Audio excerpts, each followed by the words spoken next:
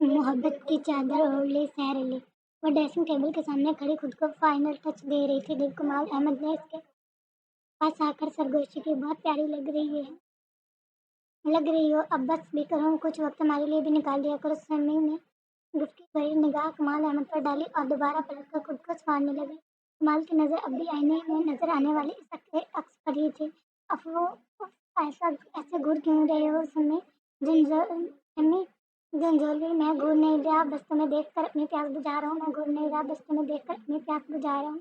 उफ, एक तुम और तुम्हारी प्यास सारी जिंदगी तुम्हारे साथ गुजारूंगी। अभी भी तुम्हारा दिल नहीं भरा सारे दिन की क्या समय? मुझे तो 10 और ऐसे दिन की अमृत तुम्हें अभी, मैं इन्हें भी तुम्हारे साथ गुजारूं। इतना प्यार करते हो क्या तुम मुझसे? समी ने कमाल अहमद की तरफ फेरा और चमकती आंखों से पूछने लगी, हाँ बिल्कुल, अभी भी यकीन नहीं आता तुम्हें? कमाल ने आगे बढ़कर समी के स्वागत हुआ। तुम मुस्कुरा दी, चलो चलते हैं, देर हो रही है। कमाल अहमद ने कहा, हाँ चलो चलो, मैं भी तैयार हो गई हूँ। ओके, मैं गाड़ी में इंतजार कर रहा हूँ, जल्दी आ जाना। वो कह के चली गई। समी अपनी साड़ी का पल्लू संभालती बाहर निकली और माही को आवाज देने लगी, माही जान, where are you? Yes mom, I am here. वो अपने कमरे से निकलते हुए जवाब देने लगी, मगर सामने ही घड़ी वहां पर नजर पड़ी तो नजर नीचे कर ली। समेत स्किन कलर की साड़ी पहने खड़ी थी जिसमें उसका आधा जिस्म बाहर था। वो खूबसूरत तो लग रही थी, मगर एक मुसलमान नबी की सेहत से ये सब जबरदन नहीं देता था। वह चाह कर भी माँ की इसलिए को तब्दील करने का ना कह सकी। कितनी कोशिश की इसने अपनी माँ को समझाने की, इसकी दाद की दुआ इसे कितनी बार की, मगर अब दाद कैसे इस दिल को छूना? तुम्हें जिसे खुद ही चाहना अल्लाह का रंग ओढ़ने की, अल्लाह भी तो कहता है दाद किसे मिलती है? जिसे ख्वाहिश होती है, समय तो खुद थी बहुत दूर इस सब से। वो तो समझती थी ये मॉडर्निज्म है, जब खुद को ढाका ढकच परखना जहालत है, लेकिन वो ये नहीं जानती थी जहालत तो है ही। नंगा लिबास पहना इस्लाम से पहले ये सब सुन था, नाच गाना शराब जनाना सब आम था। जब इस्लाम आया इसका नूर ऐसे फैला, हर जगह रोशनी बिखर दी, सब जहालत खत्म कर दी। मगर आज फिर वही सब हो रहा है जिसे हमने मॉडर्निज्म का नाम दे दिया है। एक बार सोच के देखें तो सही, दिल खुद इस बात को तसल्ली करेगा। हाँ, जिस मॉडर्निज्म कहते हैं वो है ही जहालत, मगर क्या करें, दुनिया भी तो रखनी है। ये सोच हमें समझ करवा देते, लेकिन ये क्यों भूल जाते हैं, हम सिर्फ दुनिया ही तो रख रहे हैं, दीन को तो बहुत पीछे छोड़ आए हैं। अल्लाह मेरी माँ को हिदायत दे। वो गहरी सोच में भी थी जब समी ने इसकी आंखों के हाथ हाथ हिलाकर इसे ख्यालों की दुनिया से बाहर निकाला। जो जी मॉम, आप बुला रही थी? इसने इन पर नजर डाले बगैर ही पूछा, हाँ अनी, कब से तुम्हें बुला रही हूँ, कहाँ बिजी थी? तो मैं नमाज अदा कर रही थी। आपको क्यों काम था? एक तो तुम्हारे वक्त नमाज पढ़ती रहती है और एक तुम्हारी ये चादर बहुत तंग हूँ मैं इस चादर से। इन्होंने इसकी चादर को छू कर आगाड़ी था जैसे वो कोई उछलत हो।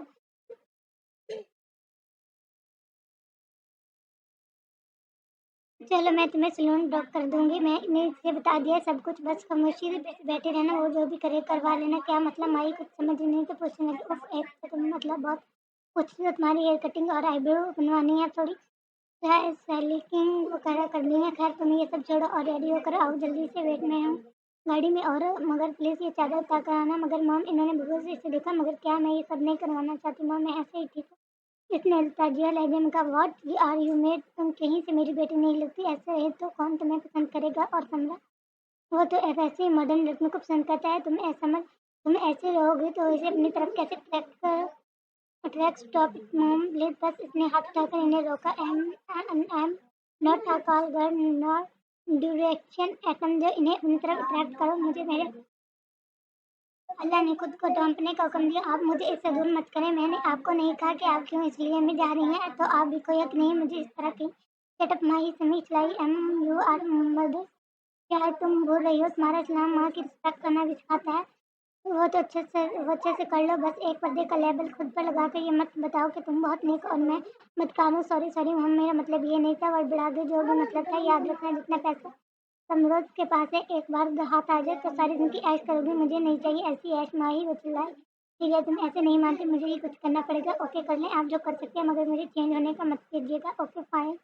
तो कहते ही वहां से चली गई। माही भी अपने कमरे में आ गई। कमरे की हालत बिगड़ी हुई थी। माही नींद बेहोश सी थी, मेज के बाजू फटी हुई थी और काली चादर जमीन पर पड़ी थी जिसे मोहम्मद वक्त अपने गिर्द लिपेटे रखते। इसके लंबे घने बाल बिखरे हुए थे। समरोज का चेहरा इसके चेहरे पर झुका हुआ था। माई की हालत से लगता था इसे इतनी इंतजामत की गई हो खुद को बचाने की, अपनी इज्जत की हिफाजत करने की, मगर समरोज की हालत में इससे कुछ मुख्तलिफ ना थी। इसकी शर्ट के ऊपर के दो बटन टूटे हुए थे, बाल बिखर कर माथे पर पड़े थे। माई थोड़ी सी आंखें खोली बेबस पड़ी थी जब समी अंदर दाखिल हुआ। इनकी नजर सामने मंजर पर पड़ी तो चकरा गया। इन्होंने चिल्लाकर कमाल अहमद खान को पुकारा और खुद समरोज और माही की तरफ बढ़े। समरोज जो माही पर झुका बैठा था बढ़ाकर उठा खड़ा हुआ। बेगैरत इंसान, तेरी हिम्मत कैसे हुई? तू मेरी बेटी की कहते ही इन्होंने समरोज का गिरेबान पकड़कर झंझोड़ा। कमाल तो ये सब देख सकता था, मैं आ गया। इन्हें यकीन नहीं आ रहा था ये वही इनका बेटा है जो औरतों की इज्जत करवाना जानता था। समरोज ने झटके से खुद को झटकाया और बाहर निकालने लगा तो कमाल ने इसका रास्ता रोक लिया। घटिया इंसान, ये तुम हो जो मेरा गुरूर था, तुमने मेरा गुरूर खाक में मिला दिया। कहते ही इनका हाथ उठाया और समरोज के रुखसार पर अपनी उंगलियों के निशान छोड़ दिए। माई माँ को देखते ही इनके गले लग गई और जोरों के तार रोने लगी। आप आ गई थी। इसका सांस रुक रहा था, इससे बोला नहीं जा रहा था। समी ने इसे खामोश करवाया, अपने सीने से लगाया। समझोज ये सब देखकर बुखला गया। इसे समझ नहीं आ रहा था वो क्या करे। इसने छिपा बेरी नजर बाप पर डाली। डैड, आप गलत समझ रहे हैं। मैं शटअप समरोज, जस्ट शटअप। मैं तुम्हारी भी एक भी बकवास नहीं सुनूंगा। यहाँ जो कि कुछ हो रहा था मैं अपनी आंखों से देख चुका हूँ। इस कमरे की जो हालत है वो देखकर कोई बेवकूफ भी नहीं बता सकता कि ये तुम्हारी की। इससे आगे ना तो कुछ बोल सकता है और ना ही समरोज सुन सकता था। वो कुछ भी जवाब दिए बगैर बाहर निकलने लगा। खान, रुको, इसे ही ये ऐसे नहीं जा सकते। मेरी बेटी की इज्जत का जनाजा निकाल कर मोम होती है। माही ने माँ की तरफ देखा जिससे वो कुछ कहना चाह रही होगी, मगर समी ने इसे खामोश करवाया। बस मेरी जान खामोश, तुम्हारी माँ अभी जिंदा है, मैं ऐसे नहीं जाने दूंगी। समी की बात सुनकर समरोज के चेहरे पर एक पलक मुस्कुराहट आई, मगर फरहान की बातें नजरअंदाज करता बाहर बढ़कर अहमद कमाल ने इसे रोक लिया। ठीक है, अरे हैं समी, तुम ऐसे नहीं जा सकते। इसने अभी उठाकर साले नजर से नहीं देखा। ऐसे नहीं जा सकते तो फिर कैसे जा सकते? अभी उस वक्त तुम्हारा और माही का निकाह होगा। व्हाट? ये आप क्या कह रही हैं? मैं माही से निकाह करूंगा? इसने नफरत भरी निगाह माही पर डाली। हाँ, निकाह करोगे, वो भी अभी। और इसी वक्त खान ने होटल के लहजे में जवाब दिया। Hotel it's impossible. इसने भी दो बदो जवाब दिया। इस बच्चे की इज्जत से खेलते हुए तुम्हें कुछ नहीं हुआ और अभी से अपनी इज्जत बनाते हुए क्या हो रहा है? कमाल अहमद चला। It's enough. इसने हाथों के इशारे से इन्हें मुस्कुराया। कब से सुन रहा हूँ मैं, इज्जत इज्जत। मैंने कुछ नहीं किया। फिर आप मेरे वो सांस लेने को रुका, फिर माही की तरफ बढ़ा। तुम जो यहाँ मजलूम पारसा बनी बैठी हो, कुछ बोलती क्यों नहीं हो? वो इसकी गरजदार आवाज सुनकर सहम कर कुछ और समझ कर समी के सीने से लग गई। समरोज कमाल ने इसने पुकारा, खबरदार जो एक भी लफ्ज तुम्हारे मुंह से निकला मैं भी देखो। तुम ये निकाह कैसे नहीं करते? हम मैं भी देखता हूँ आप ये निकाह कैसे करवाते हैं। भूलो नहीं समरोज, मैं कमाल अहमद खान हूँ, जो कह दूँ वो पूरा किए बगैर नहीं पीछे नहीं रहता। इनकी बात सुनकर समरोज के चेहरे पर अफसोस से मुस्कुराहट आई। आप फिर शायद भूल रहे हैं, मैं भी आपका ही खून हूँ। तो कह के वहाँ से निकलता वो अपने कमरे में चला गया। कमाल ने वहीं खड़े खड़े का हाल मिलाई और सोने से पहले मौलवी के साथ साथ निकाह के बाकी इंतजाम भी करवाए। फौरन ही इनके मुलाजिम के साथ मौलवी आ गया। माही तो जैसे सकते में ही थी, ना वो किसी बोल रही थी और ना ही सुन रही थी। इसकी जिंदगी के फैसले की इस तरह हो रहे थे और कोई इससे पूछ भी नहीं रहा था। वो इस कदर शौक थी कि अब कुछ देर पहले होने वाले वाक्य को भूलकर इससे नहीं पैदा होने वाली सूरत हाल को समझने की कोशिश कर रही थी। समरोज भाई राव कमाल अहमद इसके कमरे में खड़े इसे कौन सुना रहा था जिससे वो बिल्कुल खातिर में न रहा था। तुम सुन चुके हो और आपको इसका जवाब भी दे चुका हूँ। जब मैंने कोई गुनाह नहीं किया तो इसकी सजा क्यों कबूल करूँ? समरोज ने साफ इनकार किया। गुनाह और क्या होता है? एक अकेली लड़की को देखकर इसकी इज्जत तार तार करना गुनाह नहीं तो अगर क्या है? बकवास है, ये सब झूठ है। आप लोग जो समझ रहे हैं वैसा कुछ नहीं है। शट अप समरोज, अगर अगर तुम निकाह के लिए बाहर नहाए तो मेरी लाश उठाकर तो जरूर जाओगे। इन्होंने हाथ में पकड़ी गन अपनी कनपटी पर रखी। समरोज ये सब देखकर शर्मसार रह गया। वो जानता था कमाल अहमद खान जुबान से पीछे हटने वाला नहीं और अगर आप इसने बात ना मानी तो वो कुछ भी करने में देर नहीं लगाएगा। ये आप अच्छा नहीं कर रहे, ज्यादती कर रहे हैं आप मेरे साथ। समरोज ने मध्यम आवाज में कहा, नहीं ज्यादती मैं नहीं, तुमने किया माई के साथ और इसकी ज्यादती का बदला तो तुम्हें चुकाना होगा। खामोशी से बाहर आओ नहीं तो मैं। वो बेबस था, मजबूर था। आज से बहुत साल पहले भी इसे ऐसे ही बेबस कर दिया गया था। वो अब इसकी नजरों के सामने आ रहा था। एक इंतकाम और गुस्से की लहर इसके अंदर उठी। चेहरे पर फातियाना मुस्कुराहट उभरी जिसे इसे फौरन छुपा लिया। ठीक है, मैं इसे अपनी ना करता गुनाह की सजा भुगतने के लिए तैयार हूं। वो कहता बाहर चला गया। इसके पीछे कमाल भी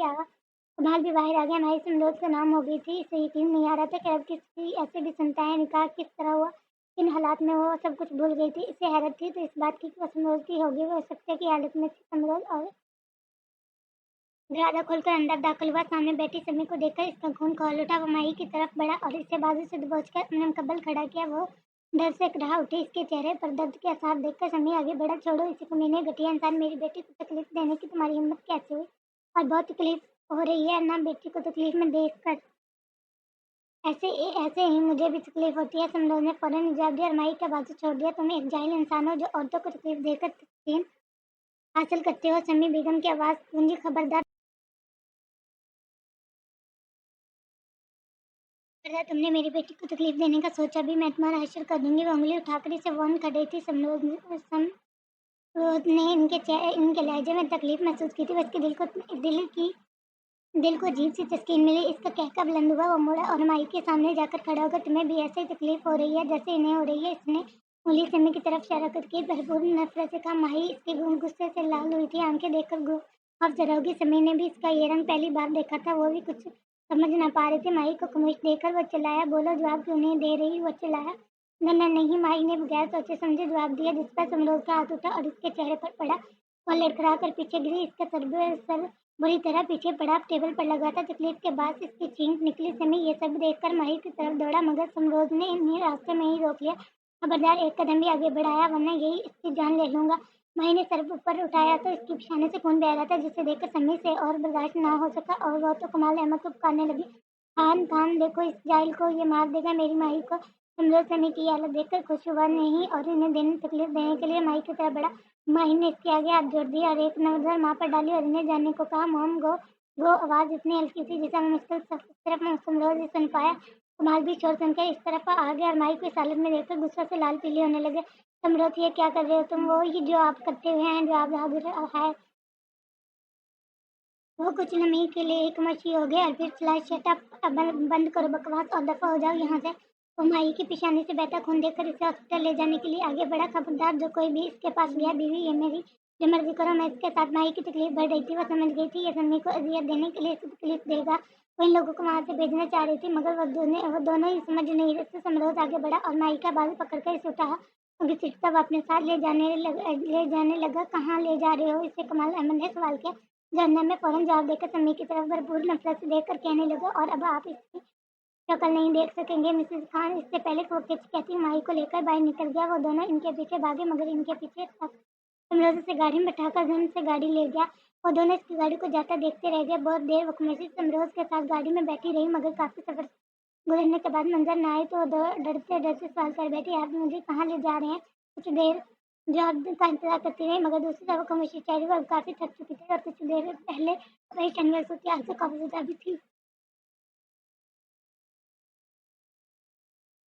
कुछ देर जवाब का इंतजार थी, मगर दूसरी तरफ खामोशी चेहरे पर काफी थक चुकी थी और कुछ देर पहले परेशानी वाली सोच आज से काफी ज्यादा थी। वो इसे मुखातिब नहीं करना चाह रही थी, मगर वो न जाने रास्ते देखकर परेशान हो रही थी, इसलिए दोबारा पूछ बैठी, समरोध बताएं तो सही, आप मुझे कहाँ ले जा रहे हैं? समरोध ने झटके से गाड़ी रोकी और इसे घुरा। माही का तो गुस्से से लाल होती है आंखें देखकर ही आंख बंद होने लगा। अब अगर तुम्हारी आवाज आई तो यहीं उतार दूंगा। फिर रहना वीराने में ही। ये कहते ही इसने गाड़ी स्टार्ट कर दी।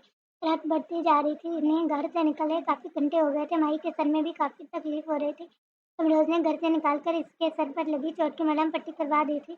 डॉक्टर ने कुछ दवाइयाँ पेन किलर भी दी थी, मगर माही ने वो खाने से इनकार कर दिया, जिस वजह से इसे अभी भी तकलीफ हो रही थी। कुछ देर खामोशी की नजरें हुए। समरोज ने, मुझे बहुत तकलीफ हो रही है सर और कमर में। इसने भी फिर समरोज को मुखातिब किया, जैसे वैसे बहुत हमदर्द हो। भूल लेती, ये तकलीफ देने वाला भी तो खुद ही था। मैं क्या करूँ? तकलीफ हो रही है तो ये तुम्हारी अपनी वजह से। ये बकवास की थी मैंने कि इस वक्त सच बताओ सबको, मगर इस वक्त तुम्हारी जुबान को ताला लगा हुआ था। अब भी मैं अपनी जुबान बंद ही रखा। बहुत आप बहुत बेहिस हैं। माही में भी जवाब देती है बगैर न रह सकी। शट अप, अब बकवास की तलाश किए बगैर इधर ही उतार दूंगा। वैसे वार्न कर रहा था ना, उतार दूंगा। इसने सरगोशी की। क्या किया तुमने? समरोध की हल्की सी आवाज भी सुन चुका था, पर कुछ नहीं। माही ने डरते डरते कहा। समरोध ने जवाब दिए बगैर गुस्सैली निगाह माही पर डाली, मुझे मेरी हवेली छोड़कर आए हैं अभी और इसी वक्त मुझे कहीं नहीं जाना। आपके साथ कुछ देर गुजरी कि फिर माही की आवाज गाड़ी में फैली खामोशी तोड़ी। गाड़ी एक झटके से रुकी। समरोध ने लॉक खोला और चलाने लगा। इस उतरो गाड़ी से। माही इसके आवाज सुनकर सहम गई। मैं क्यों जो बताता हूँ अभी उतरो इस गाड़ी से। सॉरी, अब नहीं बोलूंगी, प्लीज माफ कर दे। मैं इस रात में इधर अकेली क्या करूंगी? वो रोज देने को थी तो ये सबसे पहले सोचना चाहिए था। अभी रोने धोने का कोई फायदा नहीं। इसने अटल लहजे में कहा। नहीं मैं नहीं उतरूंगी, आप मेरे साथ जबरदस्ती नहीं कर सकते। इसने डरते डरते जवाब दिया था। मैं क्या कर सकता हूँ अभी तुम्हें बताता हूँ। वो गुस्से में बड़बड़ाता हुआ गाड़ी से उतरकर दूसरी तरफ आया और माई की तरफ का दरवाजा खोल फिर से घर से बाहर निकला। फिर दरवाजा जोर से बंद करता वापस अपनी जगह पर आ गया और गाड़ी स्टार्ट करते ही माही को देखकर शहर से बावरा करवाया कि मैं जो करता हूँ वो करता भी हूँ। वजन से गाड़ी आगे ले गया। माही हक्का बक्का खड़ी रह गई। रात की तरीके अर्धगुद सुनसान जंगल और दरमियान में सड़क पर और तनहा खड़ी थी। कुत्ते के भौंकने की आवाजें इसके कानों में पड़ी तो वो होश में वापस आई। इसके कानों आंखों से आंसू बहे। अल्लाह मैं किधर फंस गई हूँ? मैंने ऐसा तो नहीं चाहता। मैं क्या करूँ? अल्लाह मेरी हिफाज़त फरमा। समरोज़ के दिल में रहम डाल दे अल्लाह जी। वो वहीं खड़ी रो रही थी कि गाड़ी इसके पास आकर रुकी। वो डर कर पीछे को ही दरवाज़ा खोला और इसे अंदर बैठने का इशारा किया। वो हैरत से इसे देखने लगी। क्या देख रही हो? जगह बहुत पसंद आ गई तो बताओ मैं जाऊँ? समरोज़ ने झोंका कर नहीं। वो सर को नफ़े में लाने के साथ ही फ़ौरन गाड़ी में बैठी कि इससे पहले इसका दिमाग घुमा इसे सच में यहाँ छोड़ जाए। इसके बैठते ही वो गाड़ी आगे बढ़ा गया। अब समझ गए आ गई होगी, मैं सिर्फ कहता नहीं करता भी हूँ। मेरे ख्याल से ये सबक काफ़ी होगा आगे के लिए भी। माई ने जवाब दे दिया बगैर अपनी नम आंखों से इसे देखा। वो समझ गई थी कि समरोज़ के साथ इसे खामोश रहकर ज़िंदगी गुजारने की। इस्लामाबाद आए 1 हफ्ता हो गया था। यहाँ आकर समरोज़ अपने हम में इतना मसरूफ़ था, माई को बिल्कुल भूल ही गया था। वो भी सारा दिन रात अकेले घर में रह के तंग आ गई थी। रात के 2 बज रहे थे मगर समरोज़ अभी तक घर नहीं आया। वो परेशानी की हालत में इधर-उधर चक्कर लगा रही थी। मोबाइल भी इसके पास ना था कि फ़ोन करके ही पता कर ले। वो थक कर लेट गई। अभी इससे नींद आने लगी थी। अभी इसकी आँख ही लगी थी कि समरोज़ कमरे में दाखिल हुआ और ज़ोर से दुआ बंद किया। माही हड़बड़ाकर उठ गई। कौन? इसने आँखें मसलते हुए सवाल किया। सामने देखा तो दुश्मन है जहाँ खड़ा इसे घूर रहा था। आप कब आए? मैं कब से आपका इंतज़ार कर रही थी। वो कहते ही उठ गई। समरोज़ इसे जवाब दिया बगैर कमरे में पड़े सोफ़े पर जाकर बैठकर सिगरेट फूँकने लगा। समरोज़ के चेहरे पर आज कुछ अजीब-सा था जिसे माई समझ न पाई। इसलिए उठकर इसके पास चली गई। क्या हुआ? इसे आपकी तबीयत तो ठीक है? इसने मुख्तसर जवाब दिया। इतने आराम से जवाब मिलने पर माही हैरान हुई। खाना लगा नहीं क्यों? आप कहाँ कर आए हैं? गहरी खामोशी छुपी। आप इतना लेट क्यों आए हैं? माही की आवाज़ कमरे में फिर गूंजी। Shut up! ज़्यादा मेरी बीवी बनने की कोशिश मत कीजिए। मैं बनने की कोशिश नहीं कर रही। शायद आप भूल रहे हैं तो याद करवा दूँ, मैं ऑलरेडी आपकी बीवी हूँ। हाँ, ये अलग बात है कि अभी तक कोई हक़ इस्तेमाल नहीं किया। इसे जताते अंदाज़ में कहा, शट अप! बंद करो अपनी बकवास। इसने माही का बाजू पकड़कर अपनी तरफ खींचा। आज तो ये बात कह दी, आइंदा तुम्हारी ज़ुबान चली मेरे आगे तो अंजाम की ज़िम्मेदार तुम खुद दोगी। समझी कहीं के। वो वहाँ से उठ गया। हमज़ा पता नहीं क्या समझते हैं खुद को। आप भी मुझे नहीं जानते मैं क्या हूँ, खड़ूस इंसान। आपको तो मैं इंसान बनाने की ही दम लूँगी। इसके जाने के बाद वो हड़बड़ाने लगी। दिल तो कर रहा था इसे जवाब दे मगर इस वक़्त इसे छेड़ना की शामत लाना था। अलीशा प्लीज़ ये काम आज ही हो जाना चाहिए। हाल में मुझे ये फ़ाइल कंप्लीट चाहिए। ओके मिस्टर रिलैक्स रहिए, हो जाएगा काम। तो तुम इतनी टेंशन मत लो यार। ये यार मैं यार क्या लगाई हुई है? भूल रही हो तुम? इस टाइम मैं तुम्हारा बॉस हूँ। इसने बदतमीज़ गुस्से में कहा। ओके मिस्टर सिंह, याद रखिएगा। अब वो कहकर इसके ऑफिस से निकल गई। एक तो ये लड़की पता नहीं कभी सीरियस भी होगी या नहीं। खैर देखा जाए बाद में। इसके मूड को भी फिलहाल तो ये काम कंप्लीट करो। वो खुद से ही बातें कर रहा था। इसका सेल फोन बज उठा। अनजान नंबर देखकर इसने कॉल डिस्कनेक्ट कर दिया मगर कुछ ही देर बाद फिर कॉल आना शुरू हो गई। मजबूरन इसे कॉल अटेंड करनी पड़ी। हेलो जी कौन? दूसरी तरफ से जवाब सुनकर इसे गुस्से से कॉल कट कर दी और अपना मोबाइल फ़ोन बंद करे। वो जानता था अभी इससे काम बिल्कुल नहीं होगा, इसलिए अपनी स्कूटी को कुछ हिदायत देकर बाहर निकल गया। गाड़ी ड्राइव करते ऐसे इसकी जेहन में बहुत सी बातें आ रही थी। इसका गुस्से से बुरा हाल होने लगा। इसे गाड़ी क्लब की तरफ मोड़ दी। वो जब भी परेशान होता इस जगह आ जाता। वो अंदर दाखिल हुआ तो महेश की तरफ उस चेहरे की तरफ लग के हाय यंग मैन बहुत दिन बाद नजर आई। इनमें से एक लड़की इसकी तरफ आई। इसने इंतहाई बेहुदा बात वतन का रखकर सीम ने सिर्फ मुस्कुराने पर इतला के क्या हुआ? कुछ परेशान हो? चलो तुम्हें रिलैक्स करो। इसने आंखें दबाकर कहा। हाथ पकड़कर इसे अपने साथ घुसे करने लगी जिस पर सेम समझ में आ गया। उसका हाथ उठाया इसके चेहरे पर पड़ा। तुम जैसे घटिया इंसान नहीं हूँ मैं समझी। तुम और वो और ही मर्द होते हैं जो तुम जैसे से सुकून हासिल करे। तुम औरत नहीं, औरत के नाम पर दबाव सेम। इस लड़की ने इतने लोगों में अपनी तसलसल पर गुस्से से घूरा। तुम बहुत पाकबाज नहीं हो। अगर इतने ही शरीफ होते तो यहाँ ना खड़े होते। पहले अपने गिरबान में झांक कर देखो फिर बकवास करना। तुम जैसे मर्द ही हमें इन सब के लिए मजबूर करते हैं और बाद में इल्ज़ाम हम पर लगाकर पाकदानी का लेबल खुद पे लगा लेते हैं। शटअप! अपनी बकवास बंद करो। शू शट अब सच सुनने की हिम्मत नहीं है। आए बड़े मत बनने फिरते। देख लूँगी। सेम जवाब दिए बगैर इस पर गुस्सैला निगाह डालकर वहाँ से चली गई। वो कितनी ही देर गाड़ी पर चक्कर लगाता रहा। इसे समझ नहीं आ रही थी वो क्या करे। आखिर ये सब मेरे साथ ही क्यों हो रहा हुआ? इसके दिल से आह निकली। सुबह जब समरोज़ की आँख खुली तो 10 बज रहे थे। आज इसका ऑफिस जाने का इरादा नहीं था। काफ़ी दिन की मसरूफियत और थकावट की वजह से आज इसे अपने घर पर रहकर ही आराम करना चाहा। वो उठकर फ्रेश हुआ और कमरे से बाहर आ गया। किचन से बर्तनों की आवाज़ें आ रही थी। वो समझ लिया माही इधर ही होगी। वो किचन की तरफ चल दिया। नाश्ता रेडी करो मेरा हुक्म दिया। जी रेडी है, आप बैठे मैं लाती हूँ। वो बाहर निकल गया। माही फ़ौरन से पहले नाश्ता ले आई। इससे पहले किसका मूड बिगड़ता वो भी इसके पास बैठती। जब माही ने सब कहा समरोज़ इसने नजर डालकर कुछ लम्हों को माही की तरफ देखा और फिर नाश्ते में मगन हो गया। समरोज़ आपसे एक बात करनी थी। बोला मुझसे जवाब दे क्या? आप मुझे बात भिजवा दें।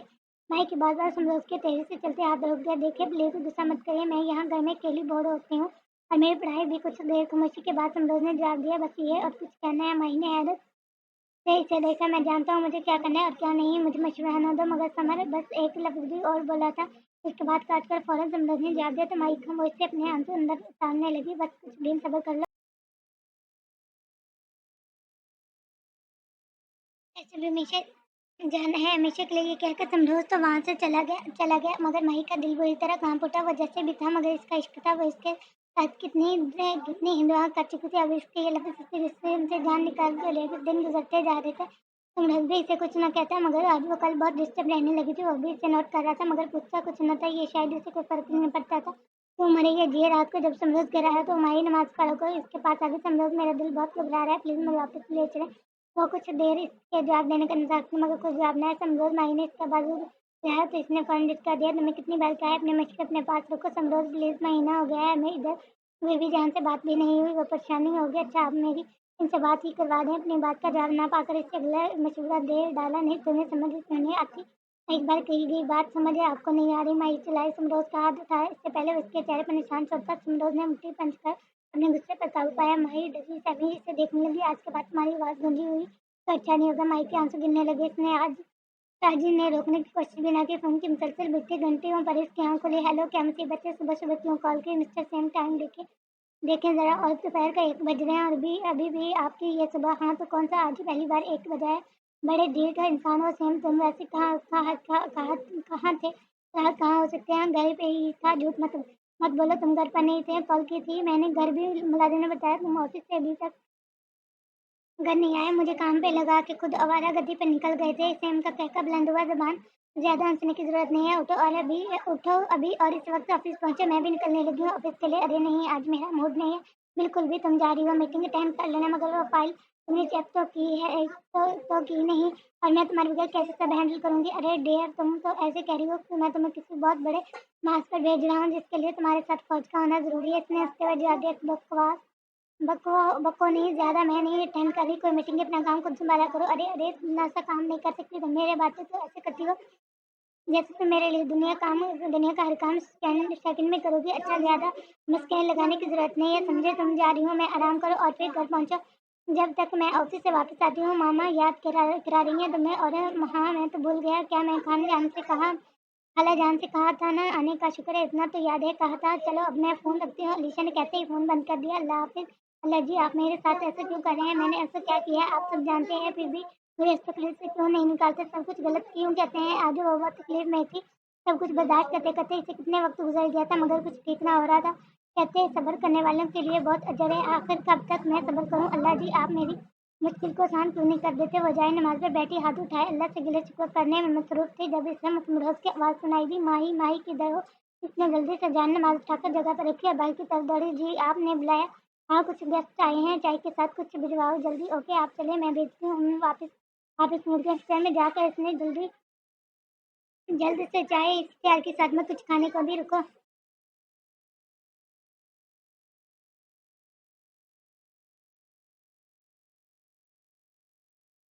फ़ौरन से पहले नाश्ता ले आई। इससे पहले कि इसका मूड बिगड़ता वो भी इसके पास बैठी थी। जब माही ने सिर्फ करा समरोज़ ने नज़र उठाकर कुछ लम्हों को माही की तरफ देखा और फिर नाश्ता करने में मगन हो गया। समरोज़ आपसे एक बात करनी थी, बोला मुझसे अब याद दिया आपने मुझे वापस भिजवा दी। माही की बात समरोज़ की तेज़ी से चलते हाथ रोक के देखो प्लीज़ गुस्सा मत करना, मैं यहाँ घर में अकेली बोर हो जाती हूँ और मेरी पढ़ाई भी रुक गई है। फिर मैं वहाँ रहकर अपनी स्टडी भी कंप्लीट कर लूँगी। देखो मेरी बात समरोज़ ने जवाब दिया।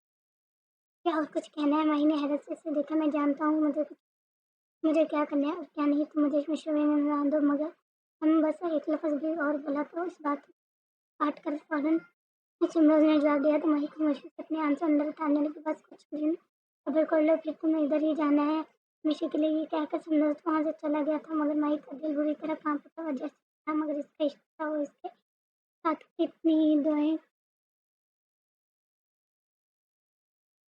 कर चुकी थी। वो इस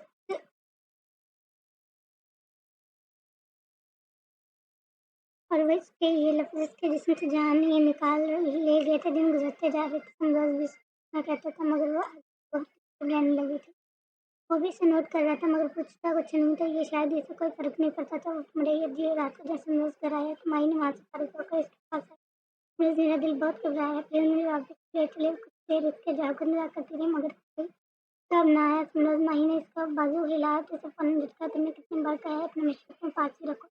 तुम्हें फिर महीना हो गया हमें इधर आए बीवी जान से बात भी नहीं हुई। वो परेशान हो गई। अच्छा आप मेरी इनसे बात करवा रहे हैं। अपनी बात का जवाब ना पाकर इसके गला में शिकवा दे डाला। तुम्हें समझ क्यों नहीं आती? एक बात कही मेरी बात समझ आपको नहीं आ रही। माही चिल्लाई। सिंदूर का हाथ उठा। इससे पहले वो इसके चेहरे पर निशान छोड़ते सिंदूर ने मुट्ठी पंच कर अपना गुस्से पर काबू पाया। माही डरी से उसे देख लेंगे। आज के बाद तुम्हारी आवाज़ ऊंची हुई तो अच्छा नहीं होगा। माही के आंसू गिरने लगे। उसने आज नहीं रोकने की कोशिश भी नहीं की। तुम जल से बजती घंटी पर इसकी आंखों ले आलो क्या मसीह उसको क्यों खोल दी। मिस्टर सेम टाइम देखिए जरा। अभी पहल के 1 बज रहा और आपकी ये सुबह है। हाँ तो कौन सा आज पहली बार 1 बजे है। पेट इंसानों से हम तुम वैसे कहाँ थे। रात कहाँ हो सकता है यार घर पे ही था।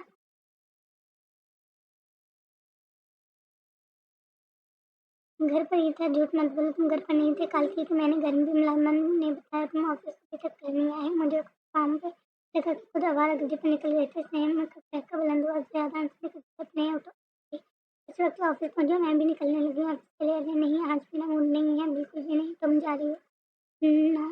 तुम जा रही हो मीटिंग अटेंड कर लेना मगर वो फाइल तुमने चेक कर तो की नहीं है और मैं तुम्हारी कैसे हैंडल करूँगी। अरे देर तुम तो ऐसे कह रही हो मैं तुम्हें किसी और वहाँ पर भेजा है जिसके लिए तुम्हारे साथ फौज का आना ज़रूरी है। इसमें हंसते हुए जवाब दिया। बकवास बको नहीं ज़्यादा। मैंने अटेंड करना अरे कोई मीटिंग अपना काम खुद संभालो। अरे इतना सा काम नहीं कर सकती। मेरा काम तो ऐसे करती हो जैसे तुम मेरे लिए दुनिया का हर काम सेकंड में कर दोगी। अच्छा ज़्यादा मुश्किल लगाने की जरूरत नहीं है। समझे तुम जा रही हो मैं आराम करो और फिर घर पहुँचो जब तक मैं ऑफिस वापस आती हूँ। मैं याद करा रही थी तुम्हें और हाँ मैं तो भूल ही गया। मैंने खाला जान से कहा था आने का शुक्र है। इतना तो याद है कहा था। चलो अब मैं फ़ोन रखती हूँ। अलीशा ने कहते ही फ़ोन बंद कर दिया। अल्लाह अल्लाह जी आप मेरे साथ ऐसे क्यों कर रहे हैं। मैंने ऐसा क्या किया है आप सब जानते हैं फिर मुझे इस तकलीफ से क्यों नहीं निकालते। सब कुछ गलत था सब क्यों मुझे गलत क्यों कहते हैं। आज वो बहुत तकलीफ में इसकी सब कुछ बर्दाश्त करते करते जितना वक्त गुजर गया था मगर कुछ ठीक ना हो रहा था। कहते सब्र करने वाले के लिए बहुत अजर है। आखिर अब तक मैं सब्र को अल्लाह जी आप मेरी मुश्किल को आसान क्यों नहीं कर देते। वो जानना मालूम बैठी हाथ उठाया अल्लाह से दिले शुक्र करने में मसरूफ से जगह समझ के वास्ते सुनाई। माही माही की दरुस्त ने जल्दी से जान नमाज उठा के जगह पर रखे भाई की तरफ दौड़ी। जी आपने बुलाया। हाँ गेस्ट आए हैं चाय के साथ कुछ भी भिजवाओ जल्दी। ओके आप चलिए मैं भेजती हूँ। वो वापस मुड़ गया किचन में चाय जा किसने जल्द से चाय की तैयार की। साथ में कुछ खाने को भी रखा और मुलाजमत माकर अंदर भेज दी। फिर खुद समरोज से स्टडी की तरफ चल दी।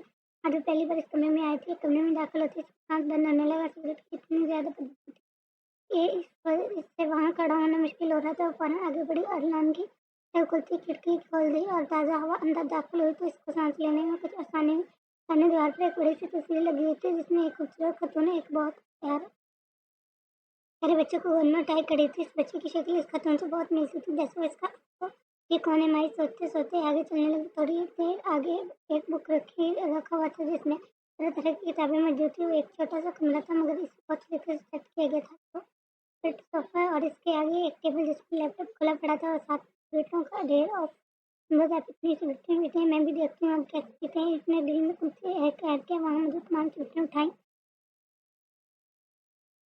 ने डस्टबिन में फेंक दिया। तुम यहाँ क्या कर रही हो। इसने अपने पीछे दरवाजे ने वो घबरा कर फौरन पीछे मुड़ी तो सामने समरस खड़ा था। और कुछ नहीं वो खिला तो हिम्मत कैसे इस कमरे में आने की। तुम्हें मना किया था ना इधर ना आने से।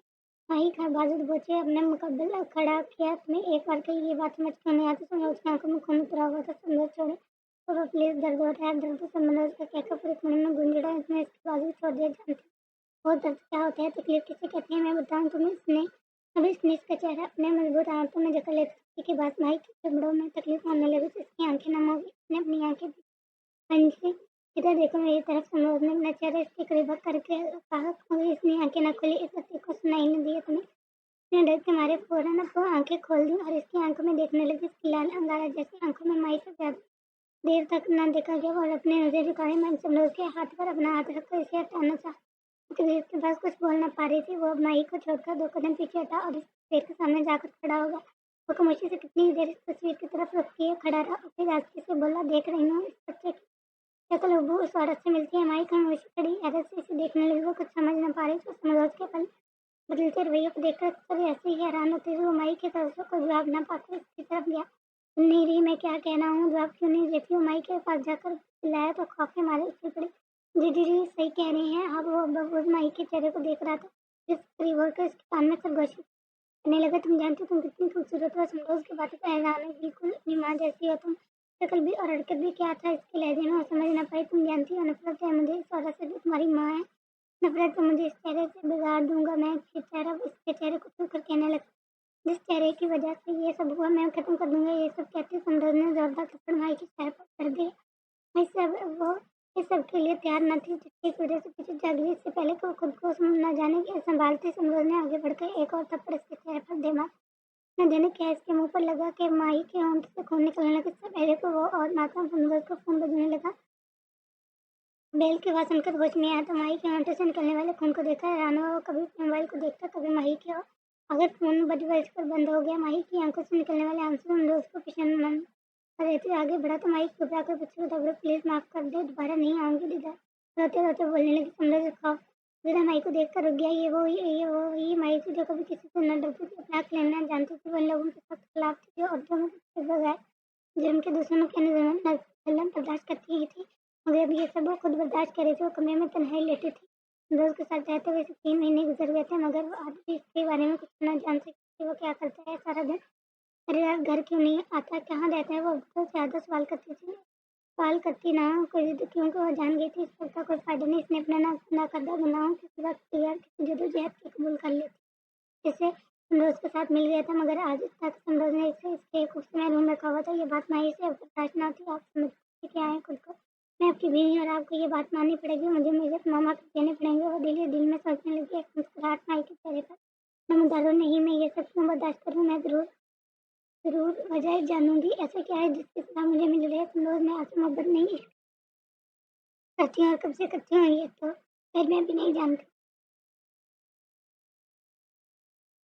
मैं आपको मजबूर कर दूँ, मैं आप भी मुझसे इश्क करें। फिर खुद उसे ऐद करके मुस्कुराए, आँखें मूंद ली और कमरे में बैठ के किनारे गए और घुटनों में सर्दी ज़मीन पर बैठी थी। बिजली की गरज चमक किसी तौर कम होने का नाम न ले रही थी, जिस वजह से माही बहुत सहमी हुई थी। ये तूफ़ानी बारिश और बिजली की गरज चमक हमेशा इसकी याद कर देती। इस वक्त इसे शिद्दत से अपने घर और बाबा जान याद आ रहे थे, जिससे इसके खौफ से बखूबी समझ कुछ पता ना था वो किधर से। माही इस वक्त घर में तन्हा थी और ऊपर से रात का अंधेरा इसका खौफ के मारे रो रो कर बुरा हाल हो चुका था। अचानक कमरे के दरवाजे पर दस्तक किसी चौका, मगर उसने दरवाजा ना खोला। मुसलसल दस्तक पर इसने हल्की सी आवाज़ में पूछा, कौन? दरवाजा खोलो समरोज़ ने रात आवाज़ में जवाब दिया गया। समरोज़ की आवाज़ सुनकर वो बेताबी से दरवाजे की जाने बढ़ी और टिकनी गिरा दी।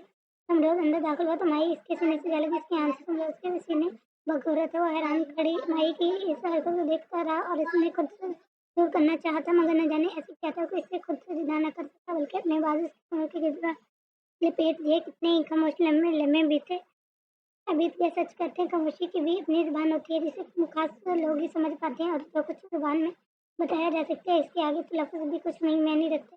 माही के अंदर एक सुकून उतर रहा था। इसे तेज़ होने लगा सुनने जान से जिसने इसका सुख चैन सा बर्बाद कर दिया। तो इसकी बहू में आकर बेखौफ हो गई थी। समरोज़ की दूर तक रसाई पाने की एक नई राह दिखाई दे रही थी। बढ़ती हुई खामोशी और माही की कुर्बत समरोज़ को मदहोश करने लगी। तो इसने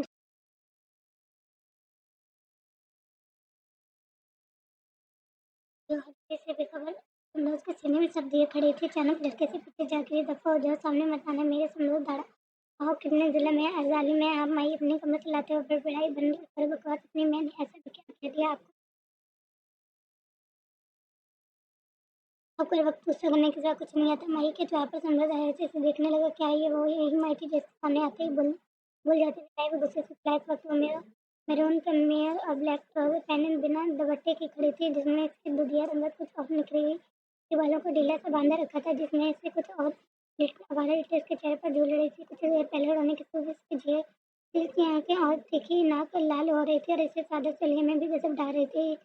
कोई भी माही को इस हाल में देखते तो अपना दिल हाथ बैठता। यहाँ तो समरोज़ था जिसका मिजाजी खुदा इस पर तमाम हक़ रखता था। इस वक्त तो वह ज़रूर कोई गुस्ताखी कर चुका होता या नफ़रत की दीवार इनके दरमियान हाइल ना होती। क्या देख रहे हो? माही इसके पास चली गई। समरोज़ जो इसे उसे देख रहा था अड़बड़ा गया। कुछ नहीं, तुम अभी तक इधर क्यों हो? जाओ यहाँ से। इसने जल्दी से खुद को संभाला और धड़ लहजे में इसे यहाँ से चले जाने का हुक्म दिया। मुझे डर लगता है इस तूफ़ान से। मैं कुछ और देर पहले रुक जाऊँ। जैसे ही तूफ़ान थमता है मैं चली जाऊँगी। इसने मासूमियत से सवाल किया। मैं कुछ नहीं जानता। तुम अभी और इसी वक्त यहाँ से चले जाओ। और वो बगैर कोई लाज किए इसे वहाँ से जाने का कौन सुना चुका है? माही भी इसका बदलते रवैये को देखकर फ़ौरन वहाँ से निकली। सुनो, वो कमरे से बाहर कदम रखने लगी थी कि समरोज़ की आवाज़ इसके उठने वाले कदम जकड़ लिए। इसने वहीं से रुख मोड़ा। जा दिया? हाँ जी, ये पकड़ो और लो। इसने और आइंदा इसलिए में मेरे सामने मत आना। इस बहस ने माही की कदर उठाकर इसकी तरफ उठा ली और हुक्म दुकान दिया। माही ने अपनी हालत पर गौर किया तो शर्मिंदा से इस बात में चिल्लाती बाहर निकल गई। अस्सलामुअलैकुम, क्या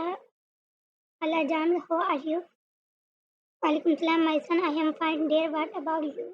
आई am also good, where is Alisha? वो चुड़ैल आज घर पर नहीं दिखाई दे रही। सैम मुस्कुराते हुए सवाल किया। इससे पहले कि खालाजान जवाब देती, अलीशा ने पीछे से एक इसके सर पर सिर के तुम हो गए भूत समझे ना? अलीशा ने बुरा सा मुंह बनाया। नो बेटी, बुरी बात बड़े हैं तुमसे, कब समझोगी तुम खालाजान?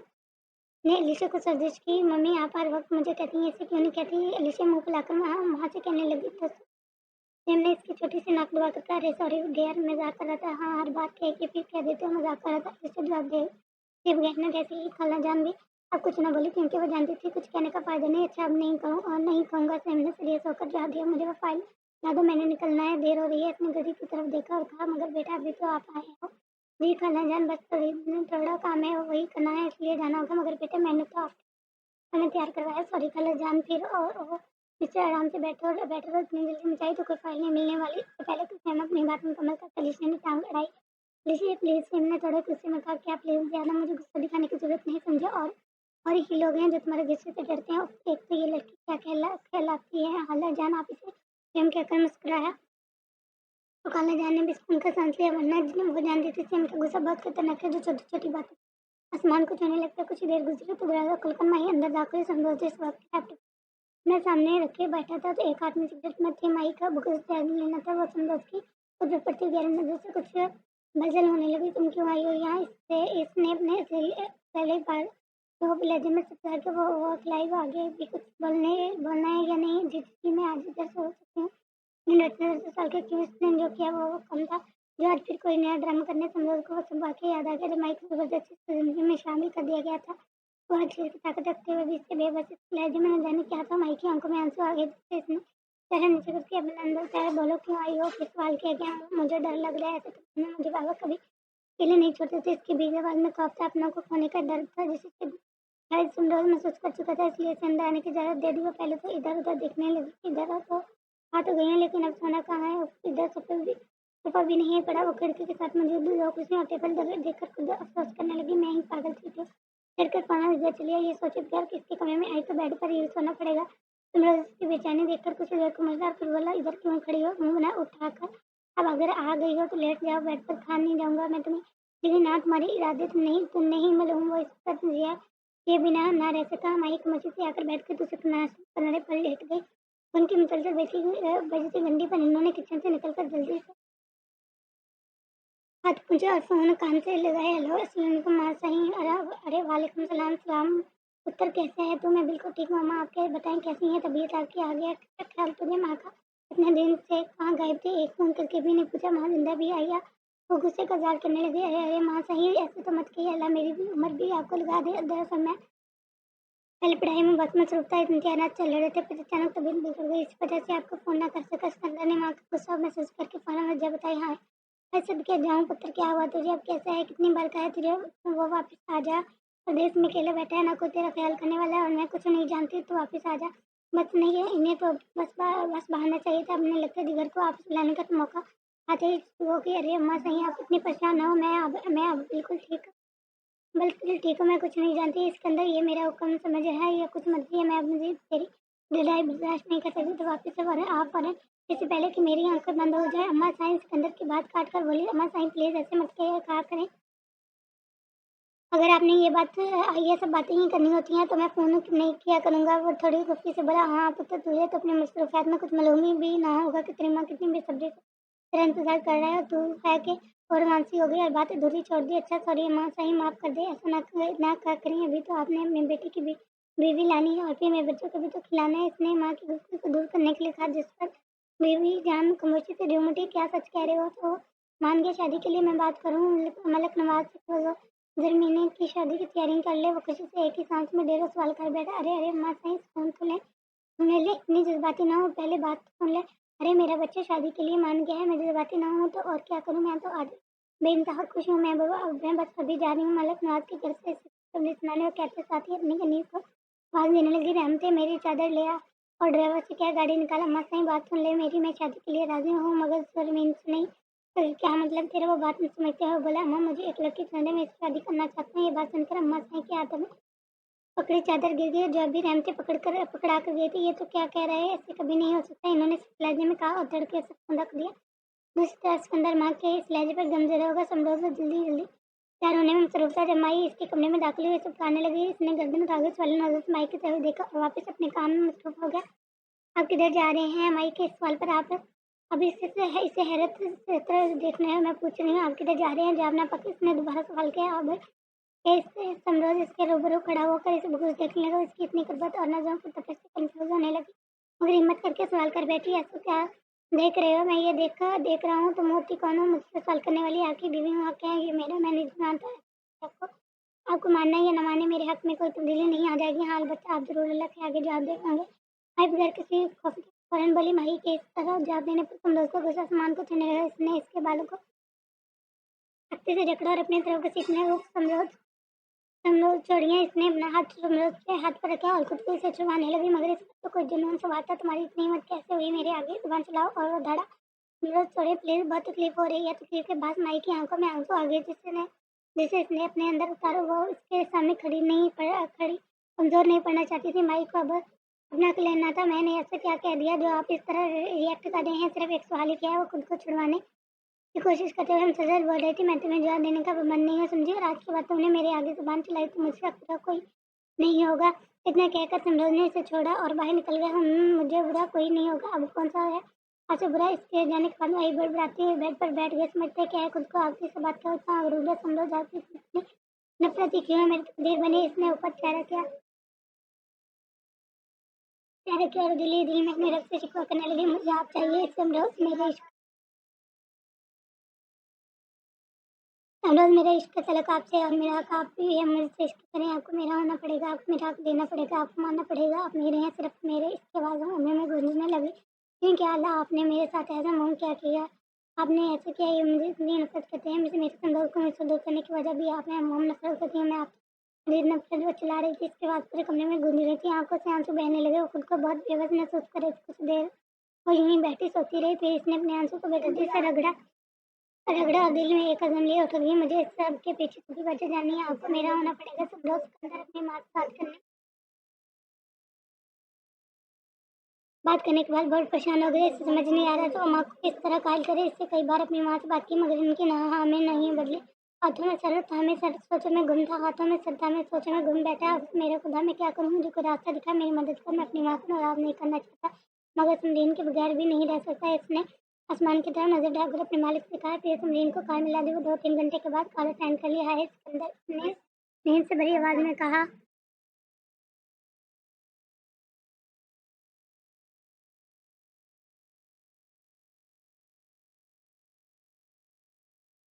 Hello how are you? Samreen Sikandar ने बेताबी से पूछा। I am good, everything is alright. Samreen ने घड़ी पर नजर डालकर कुछ परेशानी everything alright Samreen, I wanna meet you. अचानक इस समाज पर हैरान हुई। सब ठीक है ना सिकंदर? तुम कुछ परेशान लग रहे हो। सब ठीक है डियर, बस तुम जल्दी मुझसे मिलो। सिकंदर ने जवाब दिया। Okay I will meet you tomorrow. Samreen ने मुस्कुरा कर okay fine, I will wait. Okay dear, no I sleep. Samreen ने नींद से बहुत आवाज में सवाल किया। ओह सॉरी यार, इस वक्त मैं डिस्टर्ब किया। मुझे अब गुड नाइट। सिकंदर ने कहा। फोन बंद करो। वो तो सो गई थी, मगर सिकंदर सारी रात ना सोच रहा था। वो थे इसने समरीन को महसूस किया। वो खुद क्या रोने लगा। वो नहा धोकर निकला। बाय लेफ्ट शर्ट और ब्लू जींस पहने वो आगे खड़ा खुद पर एक नजर डालकर बाहर निकल गया। इसने जल्दी से जल्दी समरीन से मिलना था। गाड़ी में बैठा वो अपनी माँ की बातों में मगन था। जब घूम था जब उन्होंने इसके मंदिर पढ़ने की सलाह दी तो वो ख्यालों की दुनिया से बाहर आया और जल्दी से गाड़ी से अंदर की जाने चल दिया। इस वक्त समरीन के फ्लैट में मौजूद था। ये एक छोटा सा फ्लैट था जिसमें समरीन और उसकी बीमार माँ रहती थी। समरीन 40 का इंतजार कर रही थी। सिकंदर को देखकर फौरन इसकी तरफ बड़ी और मुसाफिर के लिए हाथ बढ़ाया। जिस सिकंदर ने गर्म जैसे सामने कैसे मैं बिल्कुल ठीक हूँ, तुम कैसी आओ अंदर। क्या यही खड़े रहना है? समरीन ने सवाल के साथ ही मुस्कुराकर इसे अंदर आने को कहा। शायद इसे उसके अंदर भी मुस्कुराया और अंदर की जाने बढ़ गया। अंदर जाकर कुछ इधर उधर की बातें हुई। उसके अंदर जब भी समरीन को देखता तो इसके शहर में खोजना क्या हो जाता। अब अभी समरीन अपनी आदत से मजबूर बोलती जा रही थी। उसके अंदर इसके शहर में लगातार जला जा रहे थे। उसके दूधिया रंग सुनहरी बाल जो खंडे तक खाते थे इधर उधर झूल रहे थे। इसके तीखी नैन ने सिकंदर को बार बार अपनी तरफ दूधिया किधर करते किधर खोए हुए हो सकी। जिक्र में समरीन के सवाल पर अचानक चौंका। कहीं नहीं, बस तुम्हें सुन रहा था। इसके जवाब पर समरीन का क्या बुलंद। अच्छा जवाब तुम बोलो, मैं सुनूंगी। हाँ मुझे तुमसे बात करनी है। Where is your mom? Sikandar ने समरीन से इस माँ के बारे में पूछा जो कहीं भी नजर नहीं आ रही थी। स्लीपिंग इसने अचानक इस सवाल पर हैरान होकर इसे देखा, जवाब दिया, ओह होय यू नो। स्कंदर ने एक और सवाल किया, बेटर। इसने मुझसे जवाब दिया, तुम बताओ क्यों मिलना चाहते हो, कह रहे थे ना। तुम, मैंने माँ से बात कर लिया तुम्हारे बारे में, क्या सच कह रहे हो। हाँ सच कह रहा हूँ, इसने सर झुकाकर जवाब दिया। फिर क्या जवाब दिया इन्होंने, इसने खुशी से सवाल किया, मगर स्कंदर की गहरी मुझने इसे सब समझा दिया। स्कंदर जवाब दो, इन्होंने साफ इनकार कर दिया।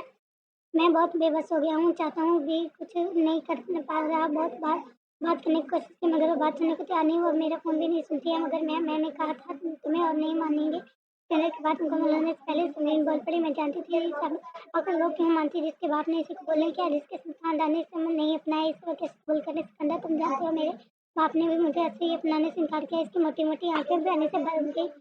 तुम्हें प्लीज ऐसा मत करो, खामोश हो जाओ। नहीं इसके अंदर आज पे मुझे बोलने दो, तुम मुझे छोड़कर जा रहे हो तो मैं चाहती हूँ हो जाने से पहले सच सुने। मगर समझीन में प्लीज सिकंदर, इसने हाथ उठाकर सिकंदर के उंटे पर रखकर इससे खामोश करवाया। सिकंदर तुमने हमेशा मेरे से ये सवाल किया कि मेरे डैड ने मुझे क्यों छोड़ा। आज मैं तुम्हें तुम्हारे सवाल का जवाब दूंगी। मैंने तुम्हें कभी इस बात का जवाब नहीं दिया, तो इस वजह से कि कहीं तुम मुझे छोड़ न जाओ। मगर आज जा दे रही हूँ, वो तो मैं चाहती हूँ सब कुछ ही लूँ, सब सच ही सुन लो। समझी, मैं नहीं छोड़ना चाहता मगर मैं मजबूर हूँ, बस हूँ अपनी माँ के आगे। तुम मुझसे बदगुमान मत हो, मैं तुमसे बदगुमान सिकंदर। उससे बात अधूरी छोड़ी। बेबस के सब सिकंदर की आंखें नम हो गई, जिसे इसने जरा नीचे करके छुपा लिया। तुम जानती हो सिकंदर, मेरी माँ की हेल्थ कैसे है, डैड की वजह से बहुत प्यार करती थी। मॉम मेरे डैड से और शायद सब करने वालों की सजा यही होती है कि इसे तनहा कर दिया जाए। तो इसने मुस्कुराकर सिकंदर की आंखों में देखते हुए कहा कि क्या क्या था नींद की आंखों में, इस लहजे में, इसकी आवाज में कितना दर्द था। इससे मुस्कुराते हुए चेहरे के पीछे छुपी निकली सब कुछ ठीक तो था। माही लॉन में बैठी थी, जब गाड़ी पहुंच में आकर रुकी, वो न जाने कहाँ खोई हुई थी।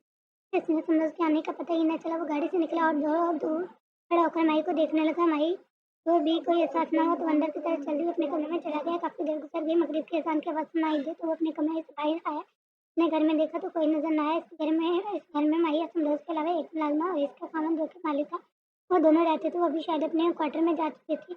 महीने से कह रखा था कि संतोष जब तक नहीं आता वो सिर्फ इस वक्त तक घर पे रहा है। माही अब संतोष के सब काम खुद करने लगी। संतोष ने कितनी बार इसे मना किया था कि वो इसकी चीज़ों को हाथ मत लगाए, मगर माही ने भी बहुत तरीके से संतोष का हर काम अपने में ले लिया। संतोष को जब पूरे घर में कोई नजर न आया तो बाई की तरह बड़ा। माही अब भी लॉन में बड़ी कुर्सी पर बैठी थी। अंधेरा फैलने लगा और सर्दी भी बढ़ रही थी। संतोष चला गया। तुम क्या कर रही हो यहाँ बैठी, इसके आवाज पर बड़बड़ाकर उठी। आप कब आए। ने हैरान होकर संतोष की तरफ देखा, जो प्ले में खड़ा इसे देख रहा था। बहुत पहले तुम शायद कुछ सोचने में मगन थी। अंदर चलो, जो आपके साथ ही हुक्म देते। संदर अंदर चले गया। माइक देर वही खड़ी नरम रही, परेशान हो रही, फिर इसके पीछे अंदर आ गया और अक्सर इसके पल पर बदलते रही, परेशान होती थी। वो अंदर आकर अपने कमरे में चली गई। हाथ करके मगरिब की नमाज अदा करने लगी। माही ने अपने इस फर्ज में कभी कोताही ना की थी। माँ के लाख खिलाफ के बावजूद इसने अपने वर्ग को ऑनलाइन तरजीह दी। बहुत सी मुश्किलात का सामना करना पड़ा, कभी अल्लाह से कभी किया, मगर इससे दूरी अभी प्यार नहीं की। नमाज के बाद जब इसने दुआ के लिए हाथ उठाया तो न जाने क्यों आज उसकी आंखें भर आई। इसने अपने बाबा जान की याद कर पा रही थी। इसने अपने घर जाना था। बीवी जान परेशान होंगी, जानूंगी कितने महीने से इनसे कोई रब्ता नहीं हुआ। इसने ये क्या तकलीफ दे रही थी। अल्लाह मैं क्या करूँ, मैं तो हमेशा तेरी रज़ा में राजी रहना चाहा। हाँ मैंने तुझसे जो मांगा था तो उन्होंने मुझे वो दे दिया, मगर मेरे रब मैंने कभी तो ना की थी। तो ये रिश्तेदार कहते हैं ये तकलीफ क्यों जो दिन ब दिन बढ़ती जा रही है। इसने आंखों इसके आंसू इसका चेहरा भगो रहे थे। मुझे कोई हक नहीं तुझसे छुपा करने का। मेरे रब मैं तेरे एहसानों तले जब भी हुई हूँ। मेरे अल्लाह पे अल्लाह ये शिकवा नहीं, मेरे अंदर की तकलीफ है जो मैंने तेरे सिवा किसी से नहीं कह सकती। मैंने तेरे लिए इसको मांगा था, मगर मैंने हराम तो नहीं हलाल रिश्ता मांगा था। मैंने कभी ना महरम की मोहब्बत नहीं मांगी, बल्कि तुझसे से जायज़ और हलाल रिश्ते की सूरत में मांगा था।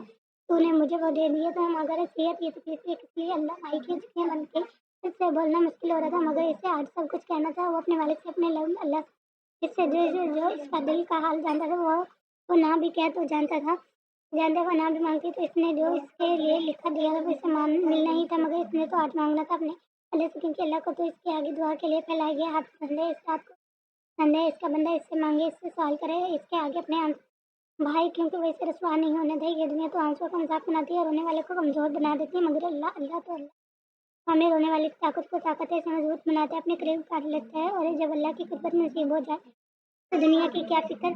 दुनिया इस अल्लाह वाले का कुछ नहीं बिगाड़ सकती। माही भी आज अपने रब के आगे गिड़गिड़ा रही थी। अल्लाह जी, लोग कहते हैं ये ना कहो, अल्लाह से इसे मांगना है तो सिर्फ मांगो, जबकि अल्लाह तो हर चीज़ पर कादिर है। फिर मैं क्यों ना अपनी हर जरूरत तुझसे कहूँ, मैं क्यों ना अपनी हर तकलीफ तुझे बताऊँ, मैं क्यों तुझसे मांगते हुए तुझको कुछ कहते हुए शर्म महसूस करूँ। क्या ऐसा है कि मैं अगर तुझे अपने दिल का हाल ना सुनाऊँ और तुझसे ना मांगूँ तो तुझे मालूम नहीं होगा, नहीं ऐसा नहीं हो सकता, तो सब जानता है, तो मुझसे सुनना चाहता है नहीं, इसने भी आँखों में पागल देखा, या अल्लाह मैंने तो सब तुझे ही बताया, बताना बताना है, कहती रही है दुनिया कुछ में भी, मैं तुझसे नहीं मांगूंगी, तुम्हें किससे मांगूंगी, मैं तुझे कुछ से बताने या कहने से शर्म करूंगी, तो वो कौन है जिसको मैं अपने दिल का हाल बयान करूँ, कोई नहीं है मेरे अल्लाह, मेरे तेरे साथ तू ही है, सब जाने वाला हो तू ही है, बेनियाज तू ही है, देने वाला, मेरे दिल की पुकार सुन ले, मेरी तमाम तकलीफें दूर कर दे, मेरे मालिक तुझे वास्ता है, तेरे प्यारे हबीब सल्लल्लाहु अलैहि वसल्लम, इन सल्लल्लाहु अलैहि वसल्लम के सदके माने से को कभी मांगने से तो कभी खाली हाथ नहीं लौटाता, देख आज तेरी गुनाहगार बंदी तुझसे अपने गुनाहों की माफी मांगती है, इसके उठे हुए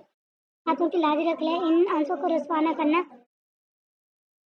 रुसवा न करना मेरे मालिक, मुझे अपने से कभी दूर न करना, मेरे महरम को मेरा बना दे, मेरी तकलीफ दूर कर दे, मेरे दिल में छुपी हर बात को जानने वाले, हर चीज़ को कुदरत रखने वाले, मेरी दुआ को कबूल व मंजूर मंजूर फरमा, जो मैंने मांगी ये जो दिल मैंने छुपा बैठी है, आमीन। उसने दुआ मांगने के बाद अपने चेहरे पर बहते आंसू को साफ किया और कुछ ही देर वहीं जाए नमाज पर बैठी रही, इसके बजल दिल को कुछ सुकून मिला, तो वहाँ से उठ गई और बाहर आई, लॉन्च में आवाज़ें आई तो इस तरफ आ गई, समरत सोफे पर नीम दराजी टीवी पर चलती खबरें देख रहा था, माही आकर इसके पास पड़े सोफे पर बैठ गई, आज बहुत मशहूर जानती समय ये बात नोट कर रहा था, मगर इससे कुछ न पूछा, काफी देर तक माही टीवी पर न जाने माही अपने हाथ में चलते चलते हुए कहीं कोई वैसी आखिर समरोज ने ये सब कहा, कुछ कहना है मगर इसने कोई जवाब न दिया और वहीं टीवी में खोई रही, समरोज ने दोबारा कहा क्या माई, इसके अचानक कहने पर बुतलाई जी कुछ कहते इसे नफे में से लड़ाया, समरोज इसकी सरकत पर कुछ हैरान हुआ, इसे देखने लगा, जवाब ना पाकर लौट कर जाने लगा, जब माई की आवाज़ उसने रोक लिया, समरोज उसने रुक मुड़कर माई की तरफ देखा, उसकी आंखों की सुर्खी में समरोज को मजबूर कर रही थी, कोई इसकी खामोश की वजह जाने,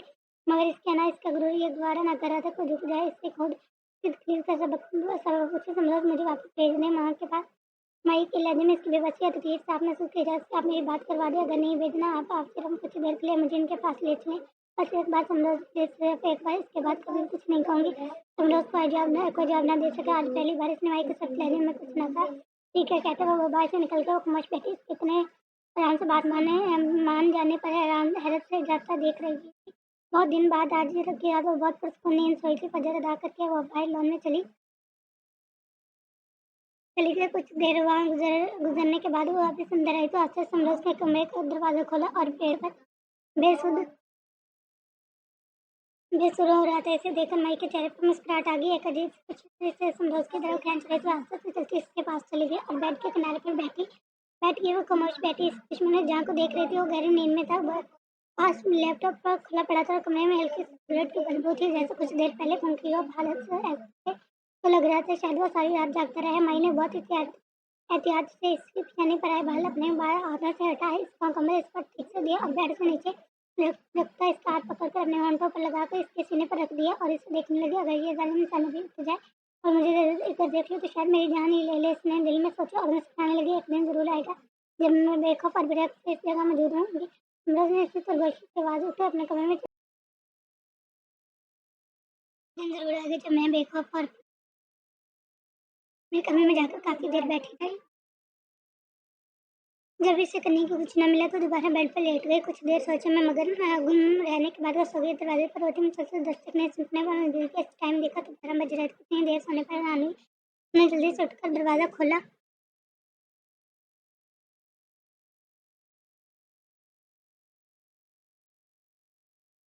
तो सामने साजमा खड़ी थी, मैं से आपको साफ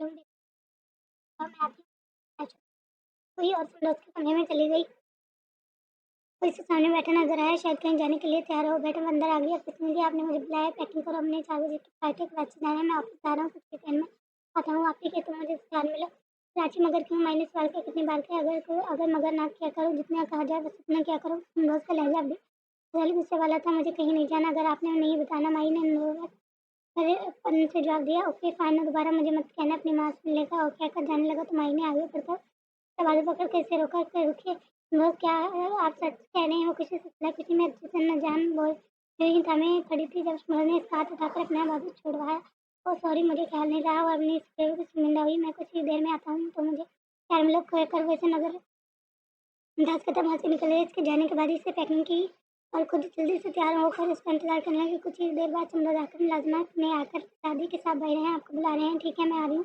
बेगम साहब अपने सामान दे दें, मैं गाड़ी में रखवा दूँ, मुलाजमा ने कहा, तो माई ने इसे अपनी पैकिंग तो खुद अपनी काली चादर उठाकर अपने गदी लपेटी इसने चेहरे पर नकाब करा करती जिससे इसकी सिर्फ आंखें नजर आती थी। वो बाहर आई और गाड़ी की जाने बढ़ गई। कैरी में फ्रंट सीट पर समरोज के साथ बैठी मॉडर्न लड़की पर माही की नजर पड़ी जिसके साथ समरोज हंस था।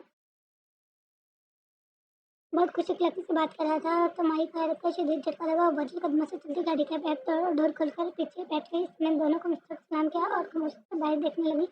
समरोज का इसके साथ इसका दर्द दोस्ताना रवैया देखकर माही के दिल में जलन का एहसास पैदा हुआ। वो सारे साथ खामोशी समरोज ने इसका तारुफ भी न करवाया। हाँ अलबत्ता इस लड़की ने एक दो बार बातों में इसे पुकारा जिसका माही ने सिर्फ हाँ में जवाब दिया। एयरपोर्ट पहुंचकर माही को एक और हैरत का झटका लगा जब इसे मुंह खोल लड़की भी इन दोनों के साथ ही जा रही है। वो कौन थी? समरोज की क्या लगती थी? आखिर वह इससे इतने प्यार से बात क्यों कर रहा है? इन सब सोचों के सबब माही के साथ सर चिकराने लगा। सिकंदर आज इतनी सब अरे बताऊंगी मैं तुम्हें, सुनूंगी। सिकंदर ने इस बात में चिल्लाया। मेरी मम्मी एक मुस्लिम फैमिली से बिलोंग करती है और मेरे dad non Muslim I was Christian. मेरी मॉम भी पाकिस्तानी और एक बहुत ही लाइक और बोल्ड स्टूडेंट थी। इन्हें तुर्की का स्कॉलरशिप मिला तो इनके पेरेंट्स ने मॉम की जिद पर इन्हें जाने की परमिशन दे दी। वो जिस यूनिवर्सिटी में स्टडी कर रही थी डैड वहाँ पर जॉब करते थे। मॉम इन्हें पसंद करने लगी। वो बहुत ही मासूम और अमीर घराने की थी। डैड बहुत ही तेज और मॉम इन्हें पसंद करने लगी। बहुत ही मासूम और अमीर घराने की थी और डैड बहुत ही तेज और करप्ट इंसान। ये कहकर सुनील मुस्कुराए। तुम भी कहते होगे मैं कैसे खुद अपने डैड की बुराइयां कर रही हूँ। इसके अंदर खामोश रहे और इसकी आंखों में देखने लगा। डैड ने जब देखा कि मॉम की इनकी तरफ अट्रैक्ट हो रही हूँ वहीं भी एक मोटी सी आसामी को क्यों ना इसका इस्तेमाल किया जाए। फिर इन्होंने वही किया जो हर मर्द करता है, इन्हें अपने जाल में फंसाया और इनसे मैरिज करी। मॉम बहुत सीधी थी। इनकी गलती है तो इस 4 दिन के प्यार की खातिर अपने माँ बाप को छोड़ आई। उन्होंने जब ये सब अपने घर वालों को बताया तो एक तूफान उठा। मॉम के पेरेंट्स ने इनके रिश्ता खत्म कर दिया। बस इसके बाद डैड ने भी अपना असर रंग दिखाना शुरू कर दिया। मॉम ने कई बार अपने घर वालों से रब्ता करने की कोशिश की मगर कुछ ना हासिल हुआ। आखिर गलती की थी, सजा तो मिलनी ही थी। डैड ने मॉम पर तरह तरह के इल्जाम लगाने शुरू कर दिए और मॉम चुपचाप बैठी रही। तुम जानते हो इसके अंदर ये मिस्ट्री औरतों की सबसे बुरी चीज़ क्या है? मेन क्या है कि सिकंदर को देखने लगी जैसे बहुत गौर से सुन रहा था। अचानक से 20 साल पर हैरत से इसे देखने लगा। तो इधर उधर थोड़ा लाए मैम चाहिए लाए मैं बताती हूँ। वो खामोशी से अर्जुन बर्दाश्त करती हैं कभी अपने हक के लिए बोलती नहीं। जैसे मेरी मॉम भी सब बर्दाश्त करती रही। इसी दौरान मेरी पैदाइश हुई और मम्मी पे क़यामत तब टूटी जब डैड ने मुझे अपनी औलाद मानने से इनकार कर दिया। समरीन की आंखों में आंसू आ गए जिसे इसने चेहरा झुकाकर छुपा लिया और कुछ देर ज़्यादा सिकंदर को देखने लगी। इस बात पर सिकंदर को भी झटका लगा मगर इस खुद को संभालिए। समरीन एक लम्हे में सिकंदर की सूरत में देखकर समझ गई थी कि वो भी इस वक्त वही सोच रहा है जो गैरतमंद मर्द सोचता है। इसलिए इसकी मुश्किलें आसान करने के लिए फ़ौरन कहने लगी मेरी मॉम बहुत पारसा है। उन्होंने आज तक ऐसा कुछ नहीं किया जिससे मुझे यार नहीं शर्मिंदा होना पड़े। गैरतमंद खुद को जो कुछ करते हैं दूसरी लड़कियों के साथ तभी गैरत कहीं वही होती है। जब अपनी बहन बेटी की बात आए तो मेरी वही गैरत भी जाग जाती है। कहना तुम सोच रहे होगे कि मैं नॉन मुस्लिम की इतनी फेवर क्यों करती हूँ जबकि मेरे डैड एक नॉन मुस्लिम होकर इतने गलत करते रहे हैं तमाम के साथ। फिर भी मैं इससे बात अधूरी छोड़ी। हाँ मैं ये जानना चाहता हूँ क्या तुम भी नॉन मुस्लिम के अंदर से बात पूरी ना हो सके? खौफ ने दिल में जगह ले ली। हालांकि वैसे पहले ही बता चुके कि मैं मुस्लिम हूँ। नहीं मैं नॉन मुस्लिम तो नहीं, मेरी मॉम ने मुझे मुस्लिम ही बनाया। हाँ मैं तो कुछ तो नहीं जानती इस्लाम के बारे में, बस कलमा पढ़ा है वही आता है। ये सुनकर सिकंदर को सुकून मिला। मैं इसलिए मुस्लिम की फेवर नहीं करती क्योंकि इनका गार्ड अल्लाह सजा देने वाला है और नॉन मुस्लिम गार्ड नहीं कुछ नहीं कहता। इसके बाद सिकंदर ने बखूबी से देखा। देखो तुम मेरी मॉम नहीं छोटी सी गलती की इसकी इन्हें कितनी बड़ी सजा मिली। 8 साल में है और डैड जो इतने बुरे इंसान थे इनके गार्ड ने इन्हें कुछ सजा नहीं दी। समरीन ने वजाहत दी तो नहीं समरीन ऐसा नहीं है, हमारे अल्लाह तो बहुत रहीम है। वो तो बहुत रहम करने वाले बहुत मेहरबान है। शायद तुम्हें देखने में ये सजा लग रही है लेकिन सबर का अजर वो अल्लाह जो तुम्हारी मॉम को देगा इसका तुम सोच भी नहीं सकते। इन्होंने दुनिया में तकलीफ काटते आखिर में सुकून पा लिया। समरीन को सिकंदर की बातें समझ नहीं आ रही थी इसलिए वायरस से इन्हें देखने लगी। देखो समरीन शायद तुम्हें मेरी बातें तो समझ नहीं आ रही मगर तुम्हें चाहिए तुम्हें एक बार अपने दीन को पढ़कर तो देखो। बल्कि तो हम सबको चाहिए हमें एक बार नहीं बल्कि बार बार पढ़ें तो हमें मालूम होगा असल हकीकत क्या है। हम सिर्फ ज़ाहिरी और बात को भी या बुराई को देखकर इस पर यकीन कर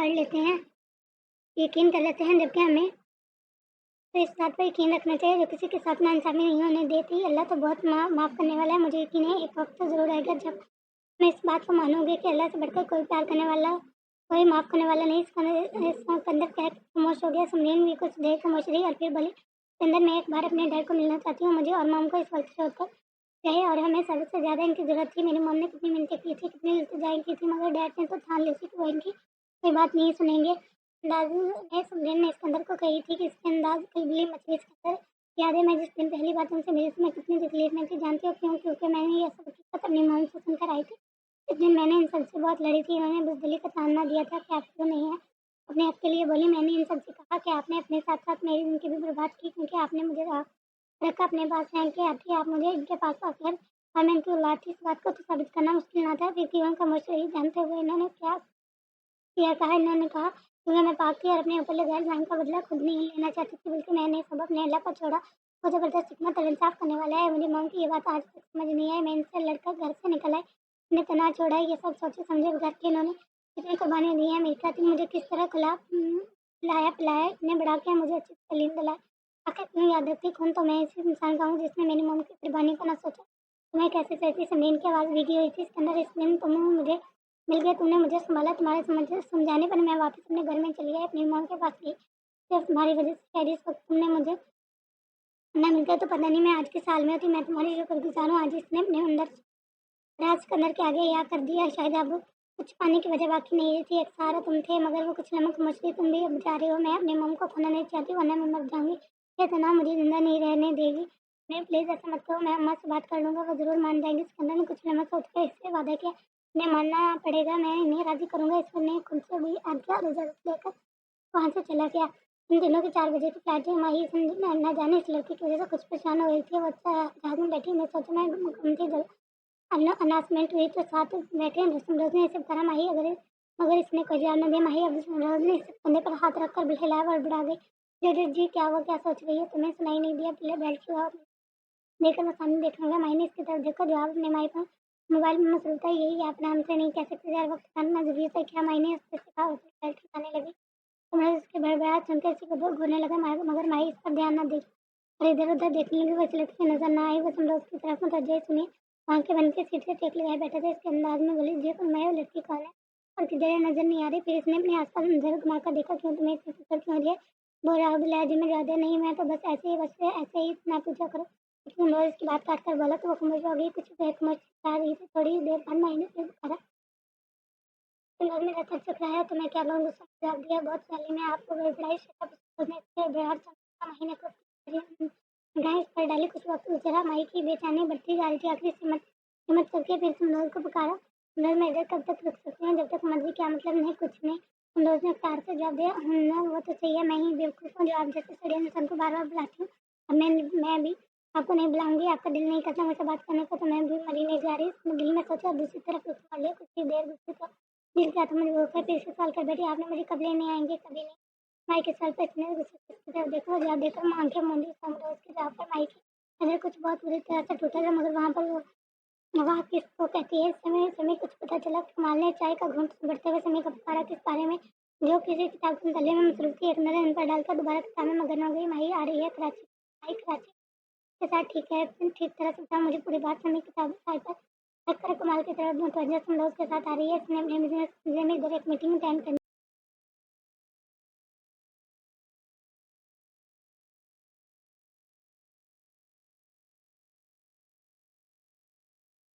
है, मैं इधर एक मीटिंग माही को अकेला वहाँ छोड़ना मुनासिब ना समझा होगा। मैं समझा समरोज़ को नाम से ही इसने चले ला हो गया, खैर जो भी है वो आ रही है तो घर आएगी ना, फिर मैं पूछूँगी इस घटिया इंसान से जो कह के कह रखा कभी शक्ल नहीं दिखाई है। इसने बहुत फ़क्र से कहा, अपनी ज़ुबान संभाल कर बात करो। तुमने उसको घटिया कहना कमाल अहमद को बुरा लगा तो वो इसे टोक लिया। तुम खान बहुत प्यार जाग रहा है तुम्हारे दिल में इसके लिए। इसकी वो हरकत भूल गए जो इसने की थी, वो घटिया हरकत नहीं थी। समीर भी फ़ौरन बोला, देखो तुम इस वक्त कुछ जो कुछ हुआ हम इसकी हकीकत से वाकिफ़ नहीं हैं। कौन कसूरवार है मुझे नहीं पता, मगर ना ज़रूर जानना चाहता हूँ। समरोज़ जैसा भी है मगर ऐसी गिरी हुई हरकत कभी नहीं कर सकता हूँ। पचड़ी का मतलब तुम्हारा खान तुम कहना चाहते हो वसमाई समीर कमाल खान अहमद के बाल पर दबा कर कहना है, नहीं मेरा मतलब ये नहीं था। माई तो बात में रहने दो खान, बस इन्होंने बात उठाकर इन्हें मज़ीद बोलने से रोका। तुम समरोज़ के गुनाह पर पर्दा मत डालो। इस बात क्या हो सकता था अगर हम वक्त पर ना पहुँचते, ये तुम भी अच्छी तरीके से जानते हो और मैं भी। ये इस बात पर मेरे से मज़ीद बहस मत करो। समीर ने 2 टोकन दागने कहकर बात ही खत्म कर डाली। उन्होंने कमाल बेस लाकर उठ गया और हाँ, खाने की बात सुन लो। कमाल अहमद ने कमरे से बाहर खत करने की आवाज़ सुनी। खाने में पड़ी तो इन्होंने वहीं से रुख मोड़कर जवाब दिया, हाँ बोलो तुम्हारा रास्ता है? समरोज़ से समीर ने पूछा। नहीं डायरेक्टर तो नहीं है, बस कुछ कपड़े रखने के लिए वहाँ अपने बंदे बिठाए हुए हैं। तुमने मुझे पूछ रही हो मैंने ये बताकर आखिर में सवाल किया, नहीं बस वैसे ही ये बताओ समरोज़ माई को इधर ले के आएगा? मुझे नहीं लगता वो कभी कुछ आए या माई को इधर ले आए। मैंने साफ बात की, समी के चेहरे पर एक मुस्कुराहट नमूदार होकर गायब हो गई, जिससे कमाल ना समझे अंदाज में देखने लगा। माई यही आइडिया है मैं कमाल खान और मैं इसे लाऊँगी, मैं भी देखूँ किससे कितनी हिम्मत है जिसे यहाँ लाने से रोके। Sami are you in your sense? इन्होंने फिक्र से पूछा। इन्हें डर था कि कुछ गलत ना हो जाए क्योंकि वो समरोज़ के किस्से और जिससे बखूबी वाकिफ़ थी और समय भी इससे कम ना था। यस देयर आई एम, उन्होंने फखरिया अंदाज में कहा और खान को वहीं सोते छोड़कर बाहर निकल गई। बेगम जान, मलिक साहब आए हैं, मैं इन्हें मेहमान खाने में बिठा दूँ। इस वक्त अपने तख्त पर बैठी नमाज अदा करके दुआ मांग रही थी जब रहमत ने वहाँ पर हथला दी। उन्होंने सिर के इशारे से रहमत को इजाज़त दी। वो इजाज़त में से एक कमरे से बाहर निकल गई। बेगम जान भी दुआ से फारिग होकर जाए नमाज तय करके उठ गई और मेहमान खाने का रुख हो गया। खुद को चादर में ढक के वो अंदर दाखिल हुई तो मलिक नवाज फौरन आपसे खड़े हो गए। सलाम भरजाई। वालेकुम सलाम, कैसे हो? अल्लाह का करम है भरजाई, तुम कैसी है? तबीयत आप? मैं बेहतर हूँ, रईस रब की मेहरबानी। तुम बताओ कैसे आना हुआ, अकेले आए हो? भरजाई देवरानी को भी ले आती है। मेरी बेगम जान मलिक नवाज के अचानक जाने से घबरा गई थी। इसलिए पूछने भी आएंगी कुछ भी मतलब मुझे 10 महीने के काम से आना था तो सोचा इधर भी आ जाऊँ। मलिक ने तफसील बताई तो इन्हें सुकून मिला। हाँ अच्छा किया आगे खाना तो खा के जाओगे ना? नहीं भरजाई, अब फिर कभी सही, अभी बस लस्सी पिला दो। इन्हें मुस्कुराकर तो बेगम जान भी मुस्कुराई और अपने मुलाजिमों को बुलाकर लस्सी लाने को कहा। फिर भरजाई सुनंदा ने कुछ बताया नहीं कि वो कब आ रहा है। मुलाजिम मलिक नवाज के इस कदर अचानक सवाल पर वो बतला गई। हाँ नहीं महीने पहले ही बात बता दो। पढ़ाई का बोझ बहुत है, इस वजह से वक्त नहीं मिलता। इन्होंने खुद पर काबू पाकर जल्दी इस बात संभाली। यहाँ पढ़ाई भी तो इतनी सख्त है, इसको और आपको समझाना भी तो था। दफ़ा करो, इस पढ़ाई में क्या रखा है जो थोड़ी बहुत पढ़ाई कर रही हैं पाकिस्तान में एक रहकर कर ले। जैसे भी अपना वतन है, सब अपने हैं, मगर मगर नहीं, इसको तो बस अपने प्रदेश जाके पढ़ना है तो था। आपको मलक नवाज ने अजीब अंदाज में कहा जैसे बेगम जान समझ ना सकी। हाथ उठाकर रोका। बस करो, और शौक था इसका और इसके बाप की भी ख्वाहिश थी कि इनका बच्चा पढ़ा लिख कर अपना बड़ा आदमी बने। उन्होंने आखिरी वक्त मेरे से वादा लिया था। मैं सिकंदर मैं सिकंदर की हर जायज़ ख्वाहिश पूरी करूँगी, तो मुझे ये वादा निभाना था और इसे अपना शौक और बाप की ख्वाहिश पूरी करने की। ये बात मैं पहले भी बता चुकी हूँ और अब भी आखिरी बार बता रही हूँ। आज के बाद कोई मुझसे ये मेरे घर मामलात में कुछ पूछे। लोग लहजे में कहा तो मलक नवाज भी मजीद बोलने का इरादा रख करके सर झुका गया। नहीं भरजाई, मेरा ये मतलब नहीं था, आप गुस्सा क्यों कर रही हैं? मैं तो आपकी वजह से कह रहा था। आप इधर तना और वो इधर, मैं तना नहीं हूँ, मेरे अल्लाह है मेरे साथ और इसके बाद ये मुलाजमा में रहमत है हर वक्त मेरे साथ रहते हैं। जी भरजाई, आप ठीक कह रही हैं। जब कुछ और करने को ना मिला तो मलक नवाज भी हमें आप लहने लगा। कुछ देर बाद खामोश छाई रही। इस खामोशी को मलक नवाज थोड़ा भरजाई, मैं सोच रहा था सुंदर आज है, बच्चों की शादी कर दी जाए। हाँ क्यों नहीं? और क्यों नहीं है दा, मैं तो खुद ये चाहती हूँ कि अब अपनी बहू कर ले आऊँ। उन्होंने मुस्कुराकर ज़मीन सिकंदर के चाचा साथ और की मांग थी। अब जैसे जैसे वक्त गुजर रहा था मलक नवाज को अपनी बेटी ब्याने की फिक्र सताने लगी। इसलिए आज हिम्मत करके बेगम जान से बात करना चला आया। आजा, तुम फिक्र मत करो, मैं जानती हूँ तुम्हारे तुम अब ज़मीने की फिक्र है। मैं बेटी की माँ नसीम, मगर जानती हूँ ज़रूर जब बेटी बड़ी हो जाती तो माँ बाप की नींद हराम हो जाती। इसलिए मैं सिकंदर से पहले ही बात कर चुकी हूँ। अजय अब इन्होंने मलिक नवाज पर जाने जांच ली थी, इसलिए सोच विचार के बाद इन्हें कहने लगे बस कर जाए, मेहरबानी है आपकी। इन्होंने बहुत तशक्कुर अमायजा लहजे में कहा तो बेगम जान सिकंदर का क्या गया इनकार का सोचकर शर्मिंदा सी होने लगी। ऐसा मत कहो, बस बच्चों कच्चे मसले इज़हार करो, जी भर जाए, अल्लाह बेहतर करेगा। अच्छा अब मैं चलता हूँ, सिकंदर को मेरा सलाम देना। मलिक नवाज ने क्या और जाने के लिए उठो खड़े हुए। वो लोग कराची पहुंचे थे। एयरपोर्ट पर उन्हें लेने के लिए 2 गाड़ियां पहले से मौजूद थी। माई समरोज के हमरा चलती हुई बाहर निकली और इधर उधर नजर लगाई। मलिक की नजर आई तो दिल में शुक्र अदा करने लगी। समरोज के बाद करने से बताई या फोन पर लड़की को यहाँ था। देर बाद में उनके सामने थी। ओह यार, थोड़ी ख्याली कर रहा था, साथ लाए थे तो साथ रखते भी। तुम क्या अपनी बेगम के पल्लू से चुपके बैठे थे? इसे समरोज के कंधे पर मुक्का मारती हुए नहीं। अरे लड़की, मैंने तुम्हें कहा भी था तुम बैठे जाओ मेरे साथ। इन मैडम का क्या कहीं भी एडजस्ट हो जाती। समरोज ने फिर सताई। इस सेना का गुस्सा कम करने के लिए मजाक से कहा इन दोनों का आपस में इस कदर दोस्ताना रवैया देखकर माई के तन बदन में आग लगी। वो खुद को काली चादर में लपेटे और चेहरे पर निखार के खड़ी उन दोनों की गुफ्तगू सुन रही थी। माई की निकाब से नजर आती अति खूबसूरत आंखें गुस्से से लाल हो गई। इसने अपने गुस्से का इज़हार करना ज़रूरी नहीं समझा और खामोशी से साइड पर हो गई। वो दोनों बात करते करते थोड़ी आगे चले गए। माहिर दूर खड़ी इनको किसी बात पर हंसते हुए देखकर अपनी आंखों में आए आंसू से आंचू नहीं कर रही थी। किसी लड़के ने चिपकारा कि इसकी बेवफाई पर आंसू बहा ही जा रहे हैं। माहिर जो से जान खड़ी समरोज को देख रही थी। एकदम से अनजानी आवाज पर घबरा कर पीछे कौन हो, पीछे हटो। वो जिसके सामने आकर खड़ा हुआ था। माहिर ने से आगे से हटाना चाहा, पहले तो अनजान था मगर अब लगता था जानना पड़ेगा। इसने अपने चेहरे पर घटिया मुस्कुराहट सजाकर कहा, समरोज़ जमाई को बुलाने के लिए मुड़ा था। इसके पास इस लड़के को खड़ा देखकर इसकी तरफ आया, दफ़ा हो जाओ घटिया इंसान, मैं अभी रहती हूँ तुम्हें वैसे कहती है। समरोज़ को पकाने लगी, समरोज़ वो चिल्लाई और समरोज़ की तरफ जाने लगी कि इस लड़के ने इसका हाथ पकड़ लिया। इससे पहले वो कुछ कहता, समरोज़ ने इसे बाजू पकड़कर इसका रुख अपनी तरफ मोड़ा और जोरदार तमाचा इसके चेहरे पर जड़ दिया। इस लड़के का रुख दूसरी जगह था, इसलिए वो समरोज़ को आता देखना ना पाया। इससे पहले कि वो जवाबी हमला करता, समरोज़ ने इसे दो और थप्पड़ दे मारे। घटिया इंसान तेरी हिम्मत कैसी है मेरी बीवी को हाथ हाथ पकड़ने की? वो लड़का भी इसके हाथों बढ़ा मगर समरोज़ के आगे इसका वजूद कुछ न कर सका। इतनी ईर्ष्या के रहे तो अपनी बीवी को दूसरे के लिए हाथ छोड़कर खुद ना इधर-उधर मुँह मारा करो। वो भी गुस्से में कुछ क्या बोल रहा था, फिर समरोज़ को गुस्सा करने आसमान को चढ़ने लगा। इससे पहले कि मुझे तमाशा लगता, कुछ लोगों ने मुदाखलत करके इन दोनों को अलहदा करवाया। इससे पहले दूर खड़ी वो लड़की भी समरोज़ का ये रूप देखकर हैरान थी, जबकि माही को तो कुछ समझ ही ना आ रहा था कि ये क्या हो रहा है। वो दीवानों की तरह वहाँ खड़ा इन दोनों को देख रहा था। होश तो तब आया जब समरोज़ ने आगे बढ़कर इसका हाथ पकड़ा और खींचते हुए जाकर गाड़ी का फ्रंट डोर खोलकर अंदर धकेला। से बैठकर वो उस लड़की के पास आया और इसे दूसरी गाड़ी पर ड्राइवर के साथ ऑफिस पहुँचने की हिदायत दी। वापस आकर ड्राइविंग सीट पर बैठ के पास खड़े ड्राइवर को पुकारा, चाचा आप दूसरी गाड़ी में पहुँचे इन लोगों के साथ। जी साहब से इसने फ़ौरन कर दिया। माही ने समरोज़ को इस हालत में आज पहली बार देखा था। आज गुस्से के अलावा कुछ और भी था जिसे समझ ना पा रहे थे, मगर दिल में एक तसल्ली थी कि इससे अपनी बीवी और इसकी इज़्ज़त की परवाह वो खामोश बैठी खड़ी इससे बाहर खिड़की से बाहर देखने लगी। उसके दिल में एक सवाल उठा मगर समरोज़ का गुस्सा देखकर बोलने की हिम्मत ना रही, इसलिए खामोशी से बैठी रही। गाड़ी एक फ्लैट के सामने रुकी तो इसने समरोज़ को सवाल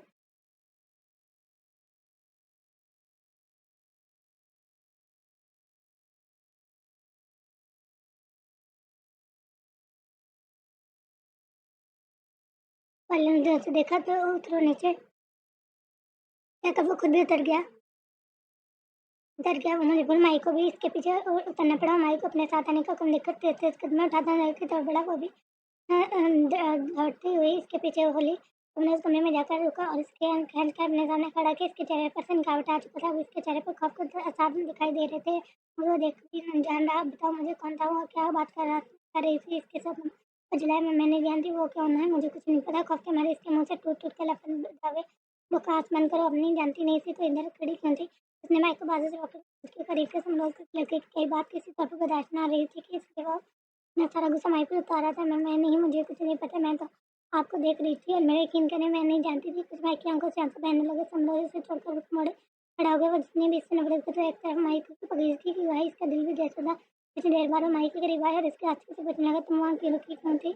मैं अगर ना देखती तो वो तुम्हें क्या करती? आज के बाद ऐसी हिक्कत मत करना। माइक के इसके नारायण वह पैर में डूबी से देख रही थी जैसे मनोज के वो बारोबार आवाज़ इसके कानों से टकराई। ऐसा क्या देख रही हो? सुना है जो मैंने कहा? जी जी। इसने फौरन सर को जनविश दी। Okay fine, I know I am going to office. दरवाज़ा लॉक कर लो और कोई भी वो खोलने की ज़रूरत नहीं है क्योंकि यहाँ तुम किसी को जानती नहीं हो तो मुझे कोई तमाशा ना बना। अपने मखसूस अंदाज में कहा और बाहर निकल गया। लेकिन जान छोटे साहब का फ़ोन आया, वो आपको बुला रहे हैं। अहम के कमरे में दाखिल हुई और इन्होंने बेटे को धमकी दिला दी। अच्छा मैं आती किसी देर सोच के उठ गई। आज उन्होंने ठान ली थी कि अपने देश के अंदर को बाहर नहीं रहने देगी। अस्सलाम वालेकुम सलाम साईं।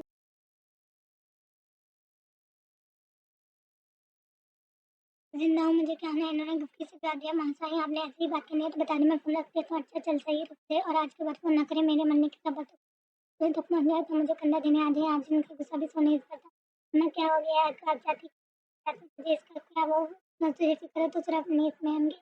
मैं ऐसे मत कहिए, आपकी कोई परवाह तो ना होती, आप इस वक़्त कोई बात ना करें। क्या कर रही हो? इन्होंने गुस्से से कहा।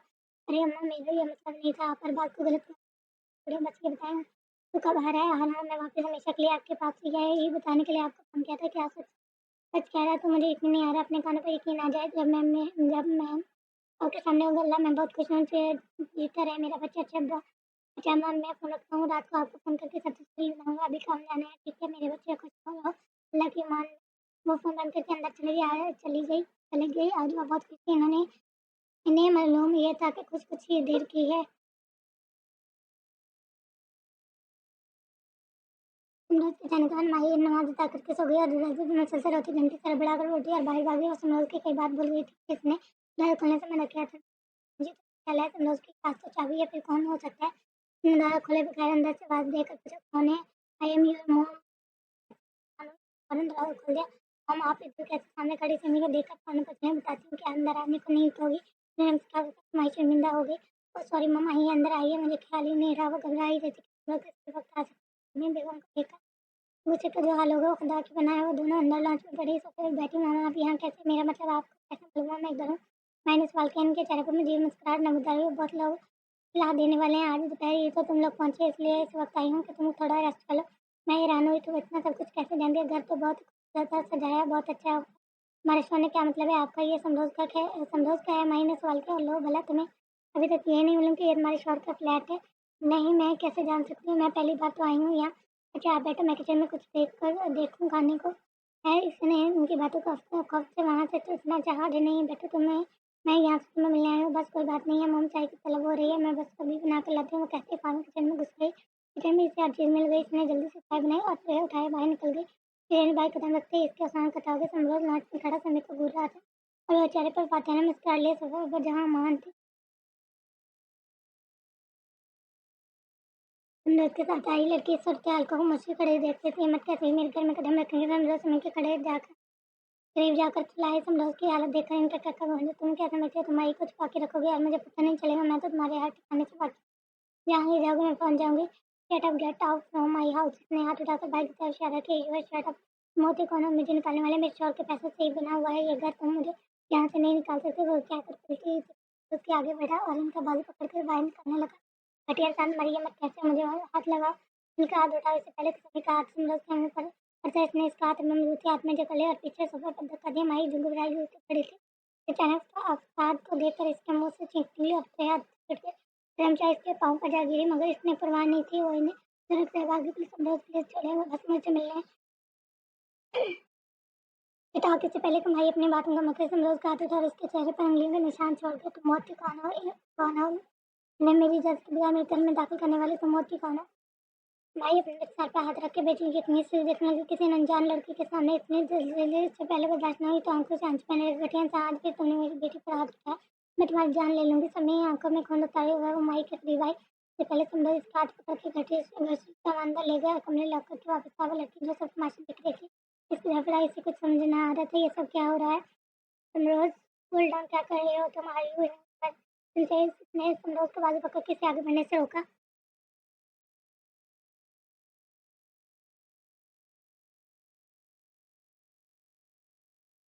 इन्हें से निकल गया। समरोज ने इस लड़के से पैर चक्कर लगा इस बात सामने नहीं भी नहीं। मैं बुआ के साथ रंग रलियां मनानी है जो मुझे निकालना चाहते हैं।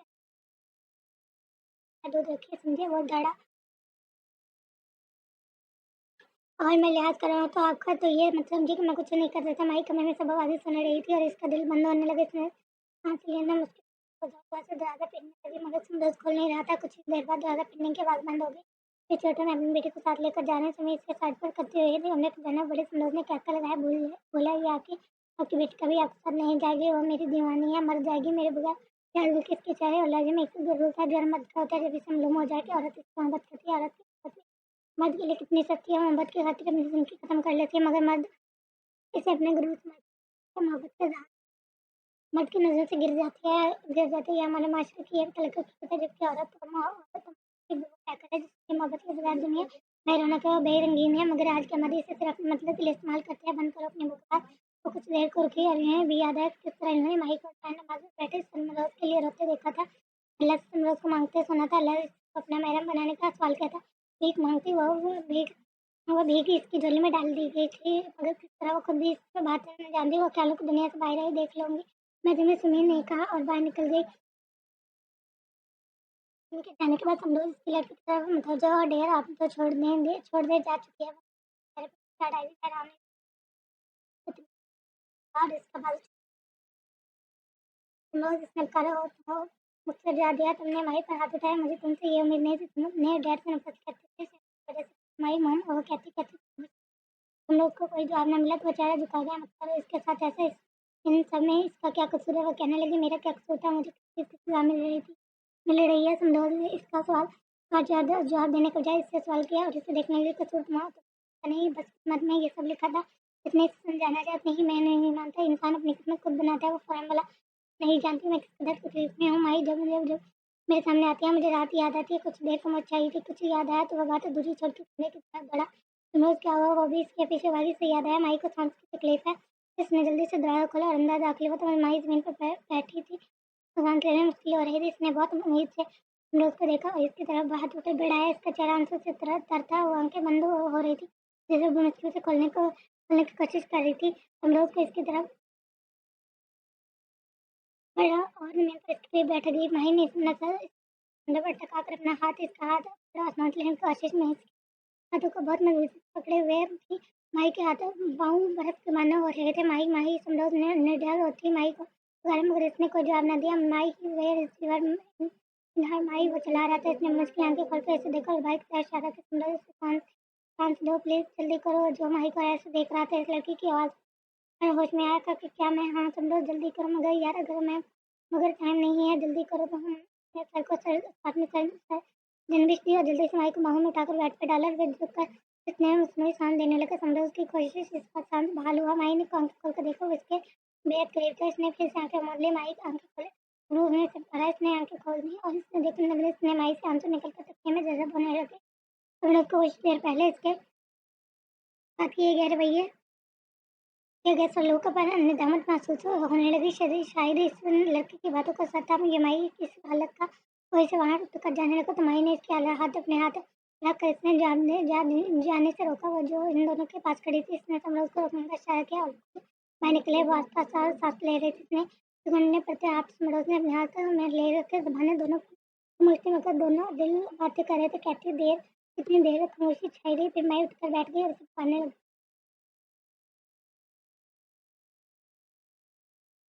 समरोज मुझे को बस का नाम मतलब मेरे सामने सुनने के फिक्र से ही इसका तन बदलने आग लगी। इसने सख्ती से माई को मुझे बोलने से मना किया। वो फौरन खामोश हो गई। नफरत है मुझे इनसे, मैं इनका नाम भी नहीं सुनना चाहता।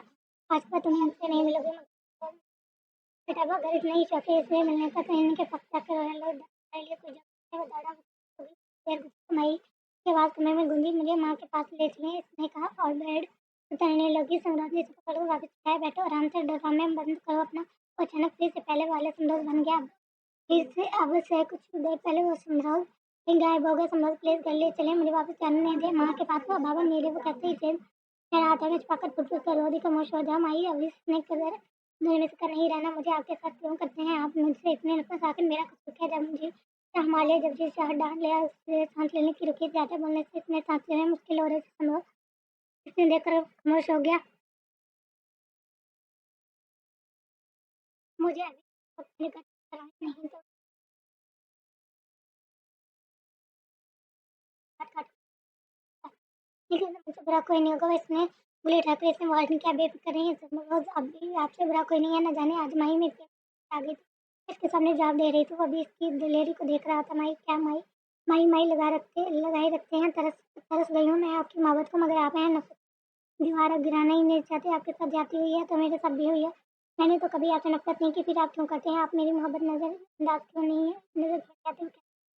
रो रो कतार रोने लगी। समझ में आपसे मोहब्बत बहुत करती हूँ। मुझे खुद तक आने का रास्ता दे प्लीज। वो माई के इस कदर सब उनका इकरार पर श्रद्धा बैठा था कि माई ने इसका चेहरा अपने हाथों में लिया। मुझे माई कहीं ना आपसे नफरत नहीं करते। वो दीवानगी किंदापन में खड़ी थी। समझो मुझसे एक बार करार सुनना चाहती थी।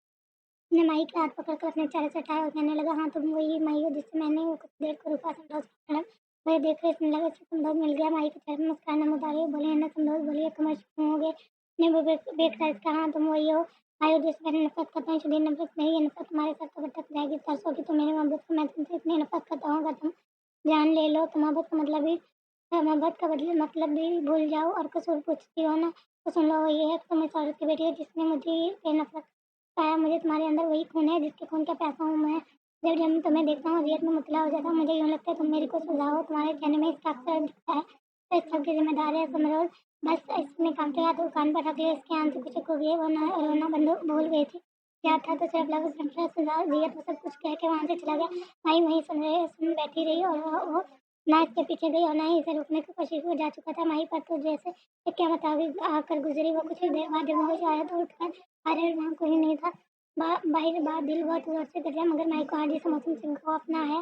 बिजली की गरज चमक ने भी माई को कुछ न बिगाड़ा। इससे तो जिनकी ने ऐसे धचका दिया और खौफ इसके अंदर से निकल बाहर भयंकर इससे बड़े बड़े से घर में तनहा थी। बाहर बहुत तेज बारिश शुरू हो गई थी, मगर आज इसकी जिंदगी की बरसात खत्म हो गई थी। अभी कजा का मौसम था जो शायद कभी खत्म भी होना था या नहीं, इसके बारे में रात से इसने तनाव गुज़ारने से वो बेखौफ वक़्त थी, अब किसी चीज़ का खौफ नहीं था क्योंकि आज इसका सबसे बड़ा खौफ सामने आकर गुज़र गया था। जब इंसान की सबसे महबूब चीज़ दूर हो जाए तो वो एक खौफ इसलिए इसको खाने का होता है, ख़त्म हो जाता है। तो फिर इसकी दुनिया के बीच आपसे खौफ महसूस नहीं होता, इससे वक़्त शिद्दत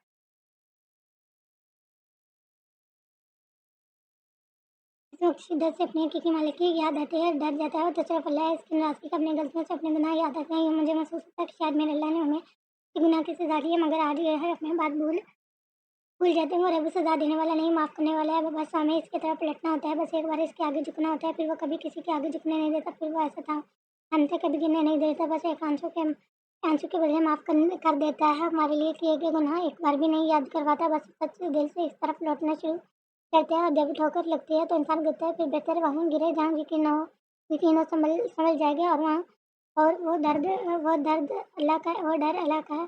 वो सिर्फ़ और सिर्फ़ अल्लाह है, जहाँ एक बार गिर जाए तो कहीं और नहीं गिर सकता। माई के अंदर से भी अब वो खौफ़ खत्म हो गया था, इस तूफ़ान से खौफ़ नहीं आ रहा था।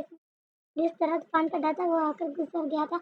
रात के गहरा और तमाम अंधेरा भी इसे खौफ़ज़दा ना कर सके। इसने अपने अल्लाह की याद आने लगी, उठी, वज़ू किया और इशक नमाज़ अदा करने लगी। नमाज़ के बाद वो देर जहाँ नमाज़ पर बैठी रही, दुआ के लिए हाथ उठाए तो कुछ समझ ना आया तो क्या माँगा।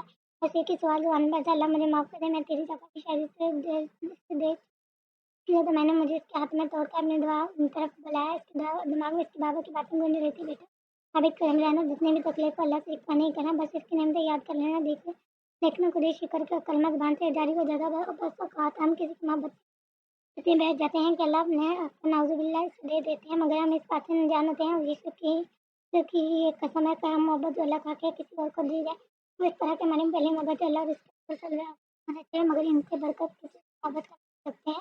वो चाहे कोई इंसान हो, चीज़ हो या पैसे पे वगैरह, मगर हम क्या होता है आखिर में रब हमें इसी के ज़रिए अपनी तरफ मोड़ लेता है। मगर क्या होता है आखिर में रब हमें इसके ज़रिए अपने पास वापस मोड़ लेता है। खुदा हमारी महबूब तरीन शय के ज़रिए ही हमें आज़माते हैं। हमारी भी इस वक़्त आज़माई जा रही थी।